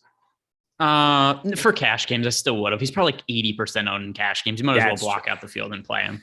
But that's true, but I wouldn't feel good about it. There's times that I've done that with tight ends in NFL cash games where I know a guy's going to be 75 or 80% as a punt, and I'm like, screw it, I'm playing the better play in George Kittle or Travis Kelce because I just refuse. But maybe in NBA, probably again, I don't play enough cash to really have it be something that matters. And then, by the way, also about halfway through the first quarter, Joel Embiid, 2 points, no other stats. I just love it. Greg, I Thumbs just love issue. it. Thumbs an issue. It's a major issue. How could it not be? But I don't know how to quantify it. I think on FanDuel, he was going to always be popular. I didn't look up what Embiid's ownership is on FanDuel. That's going to matter a lot because he just was at flat 10K on FanDuel. That looks a lot different. Oh yeah, 29.7%. I have 16% of him there. I have 5 on DK, 5 in 60 lineups. I also have 5% exposure to Joel Embiid. Yeah, it's just not a good play. I was with you, Greg. You are good at this, and I like listening to you about stuff like that. It matters. James Harden, off to a really good start. We are sweating his rebounds. He's got one of those. He's going to be on the floor a lot here in this game. I doubt you're going to get a lot of those Shake Milton minutes or anything like that. This is a do or die. You do not want to have to go and play a game 7 with the amount of stress and pressure that they're going to have on them. Let's see. Also, what else do we have cooking so far? Kem Birch, his big 1 personal foul and 1 rebound. Foul trouble, 0 personal fouls on the Sixers as a team. One thing to keep an eye on: OG Anunoby, Scotty Barnes, and Kem Birch all have a foul. Kem Birch doesn't matter. The other 2 really, really, really matter to me. Well, I mean, it's actually funny because coaches do this all the time. There's players who play like 8 minutes per game, but they pick up 2 fouls and the coach will take them out anyway. It's like, what's the point? He's going to play 16 minutes tops. But yeah, I mean, I guess if Birch picks up another foul really quick, maybe some more playing time for Achua. Mm-hmm. All right, everybody. Free bets at Awesemo Best Bets. Those get posted every single day. You want to take advantage of that. That's a free sneak peek at the premium bets that we have in the premium Discord from Alex Baker, from Steve Buzzard, from Ben Raza, everybody here. The best in the industry at DFS are now also just smashing the betting game. And if you want to take a sneak peek, go to at Awesemo Best Bets on Twitter. Go follow it. I'm pulling up the free bet of the day today. It is the Sixers -1.5, which is live right now from Ben Raza. So check that out. He's bullish on these Sixers. Again, 1.5. It was a very, very thin line. Greg had kind of alluded to that. It's going to be hard without Joel Embiid, but maybe James Harden can actually get his shit together. That would be great for both of us. Let's see what is the live line at now? Just curious. Pascal Siakam just smashing 2 points, 2 assists, 2 rebounds, 2 steals for FanDuel purposes. My second highest owned player behind Scottie Barnes. 85%. So by the way, the live line is ever changing, but the number right now still 1.5 Sixers favor. Nothing has changed. Not a single thing. We shall see if anything changes, and we'll be keeping it apprised. Because again, we're sweating these bets. We got 11 minutes left of this show. And, in that vein, I guess before this Phoenix and New Orleans game starts, I would love to see New Orleans win. I would love to see this series go 7. I think, having Devin Booker healthy, Pelicans are in a lot of trouble here in this spot. But I feel pretty good about that Jose Alvarado over 1.5 rebounds bet still. I think he's going to be on the floor a little bit more. 18, 20 minutes has kind of been the trend here for him. I think Devontae Graham might get squeezed out here, especially with Devin Booker out on the floor. You're not going to want Devontae Graham in the pick and roll in any kind of a spot along with CJ McCollum. So Jose Alvarado defensively going to be a better asset out there for Devin Booker purposes. But anything else that sticks out to you in that game? Because we have 20.5 is the points prop looking for Devin Booker right now. We haven't projected well south of that. If there's any kind of a limitation there, 20.5, that's a really low number for Devin Booker, but I think the under still has some value. It's going to be a stay away for me for a couple of reasons. Number one is that we just don't know what those minutes look like. The other part too is, do you remember when Klay Thompson first came back from injury and he was playing limited minutes, but his usage was incredibly high when he was on the court, just because he would just come out and he was just able to play really hard for really short bursts of time. So we saw Klay, I think it could be something like that. And just off the top of my head, I don't remember exactly, but I think he had something like a 45% usage rate his first handful of games. I wouldn't be surprised if it's something like that for Booker, where it's just really hard to project, where sure, he goes out, maybe he only plays 24 to 26 minutes, but he might shoot so often when he's on the court because he's fresh that he gets there and just the usage is high. Tobias Harris has 5, 5, and 2. Great. I'm happy. This is my happy face. Sixers up by 3. God, Tobias, seriously? Straight up, who will score more on DK tonight, Ingram or McCollum? Which came first, the chicken or the egg? The egg or the chicken, or the chicken or the egg? McCollum. Yeah, I'm probably going with McCollum too, but it's so close. So close. Brandon McPherson, $1.99. Thank you so much for these super chats in this half-hour portion. We really appreciate all the extra questions. Appreciate you guys bringing up stuff live all the time for us here in this half hour. Favorite play under 4K for the 2-game slate on DK. So we're got to look at the 2-game slate for DraftKings. So obviously Phoenix, New Orleans, Dallas, Utah. Favorite play under 4K for those 2 games. Alvarado. Just want to sing Desperado now. I wish I would have said somebody else now. My ears. Hey, Jordan Klein, how's it going over there? Do you have producer camp set up? You ready for that draft show? Have you heard about it? It's time. We got the NFL draft show. Once again, that's going to be on this channel. I apologize. I don't know why I said fantasy football channel. That's what it says on it. It's sponsored by that. Go follow the ad. Because Jordan wrote it wrong on the sheet. Oh, good job. Jordan Klein. Failure to the people. But check it out. The NFL draft show. That's starting up at 8 p.m. Eastern time. Nick Lepre, Matt Savoca. Excited to hear their analysis. Excited to see kind of who goes first in these. In the first 5 picks look like there's some actual things that are in flux. Maybe not the number 1 pick anymore, but definitely some moving parts that could exist here early on. I'm curious if the Giants don't take a quarterback here at 5. Daniel Jones, they neglected his 5th-year option.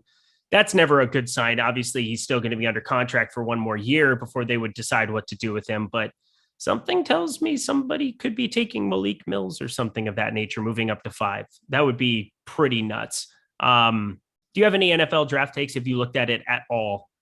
No, I don't know who any of these, I don't know who these players are, and I'm not going to. So Aiden Hutchinson. No, I don't. But really? So I don't. But so there's a lot of like draft analysis where I think people are like on TV talking about, there's maybe like, I don't know, 50, 60 people or so that actually know shit about the NFL draft. I think a lot of people don't know anything and just kind of talk about it. But who has time to watch every single college football game and know who all these guys are? Not me. I do. Because I like sports more than you. And Gajewski. Matt Gajewski lives in a log cabin, chugs 4 Locos, goes to Bucks games, downs 24 Miller Lights, and goes back to his retreat in the woods and just watches film. Yeah, he is Matt. Like, if you've ever done a showdown slate with Matt Gajewski, it is the most absurd thing if you do a show with him, because when you're trying to figure out like, hey, who are the viable punts here, he will know. Not only every single player, he'll be opinionated on how many snaps they're going to play. He'll know off the top of his head, their college stats. And it'll be just guys who's like, oh, this guy was a 6th round pick in 2014. And he knows everything there is to know about him. He had a Spark score of 89. His mom's name is Clarice. It's like, great. And these are all useful tidbits. He just has a crazy amount of knowledge from the college football into the NFL streets.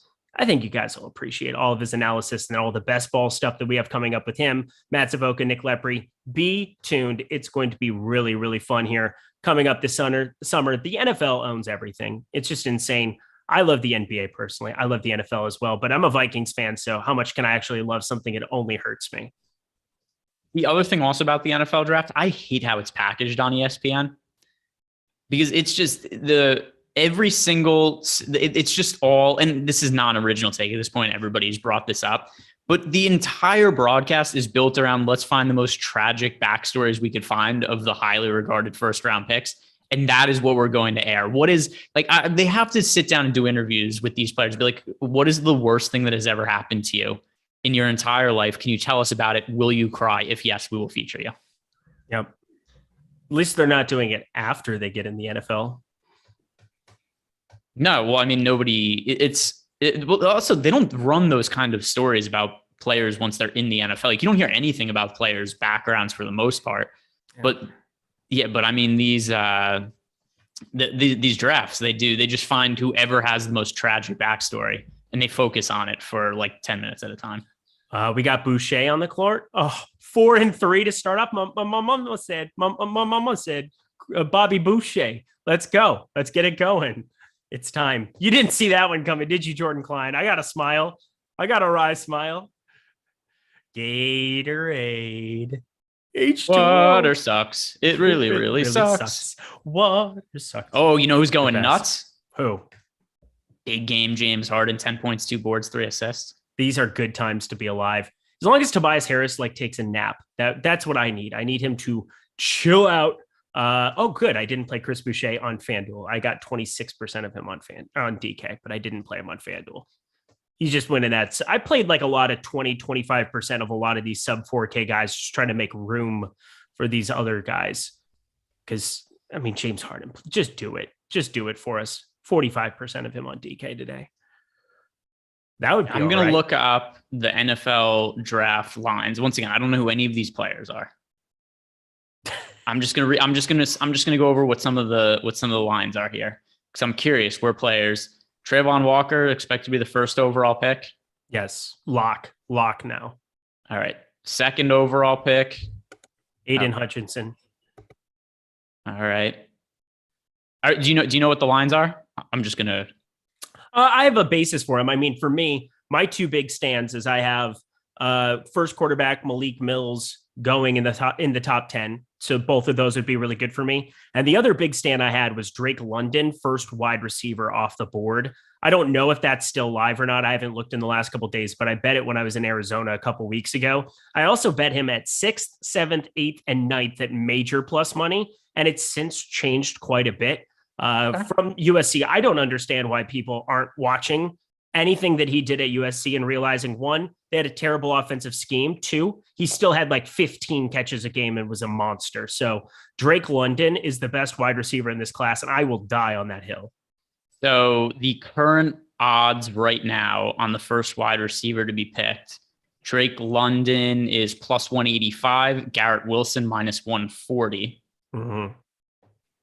Garrett Wilson was always going to be, but something told me that Drake London, just from hearing about or just being on Twitter and just seeing some really sharp people talk about how he did in terms of pre-draft grading, interviews, Drake London is a monster. And Garrett Wilson, he I believe he was hurt before he opted out of the Rose Bowl, I think is what it was. So I think he's all right. But it was the Jamison Williams who was the guy who was hurt, the wide receiver from Alabama. Why am I not just reading this off of a sheet? And why am I trying to do this on top of my head?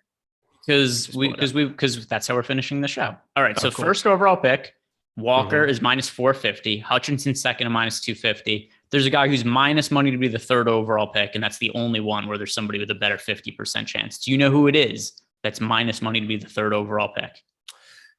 I have nothing up. Is it that North Carolina State guy? I don't know. I don't want to say a name without looking it up. I know it's the North Carolina State guy. Let me just say, because I want to say his name. He plays offensive tackle. Okay, that's not it. Oh, it isn't? No, it's not. Is it Ekwonu? Is that Derek Stingley? Oh, there you go. Yeah, Stingley was the other guy, the LSU cornerback. He's a monster. Yeah, I just looked up. I knew he was a cornerback because I looked up. Mm-hmm. You know what's weird?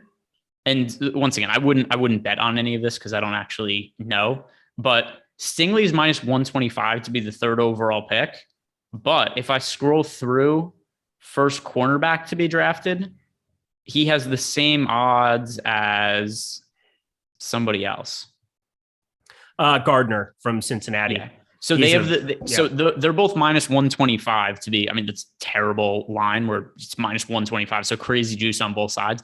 But how could he be minus 125 to be the third overall pick, but then also not be the favorite to be the first cornerback drafted? Because it depends on which team it is. So you have to kind of look at some of the defensive schemes. Ahmed Gardner is a press man guy.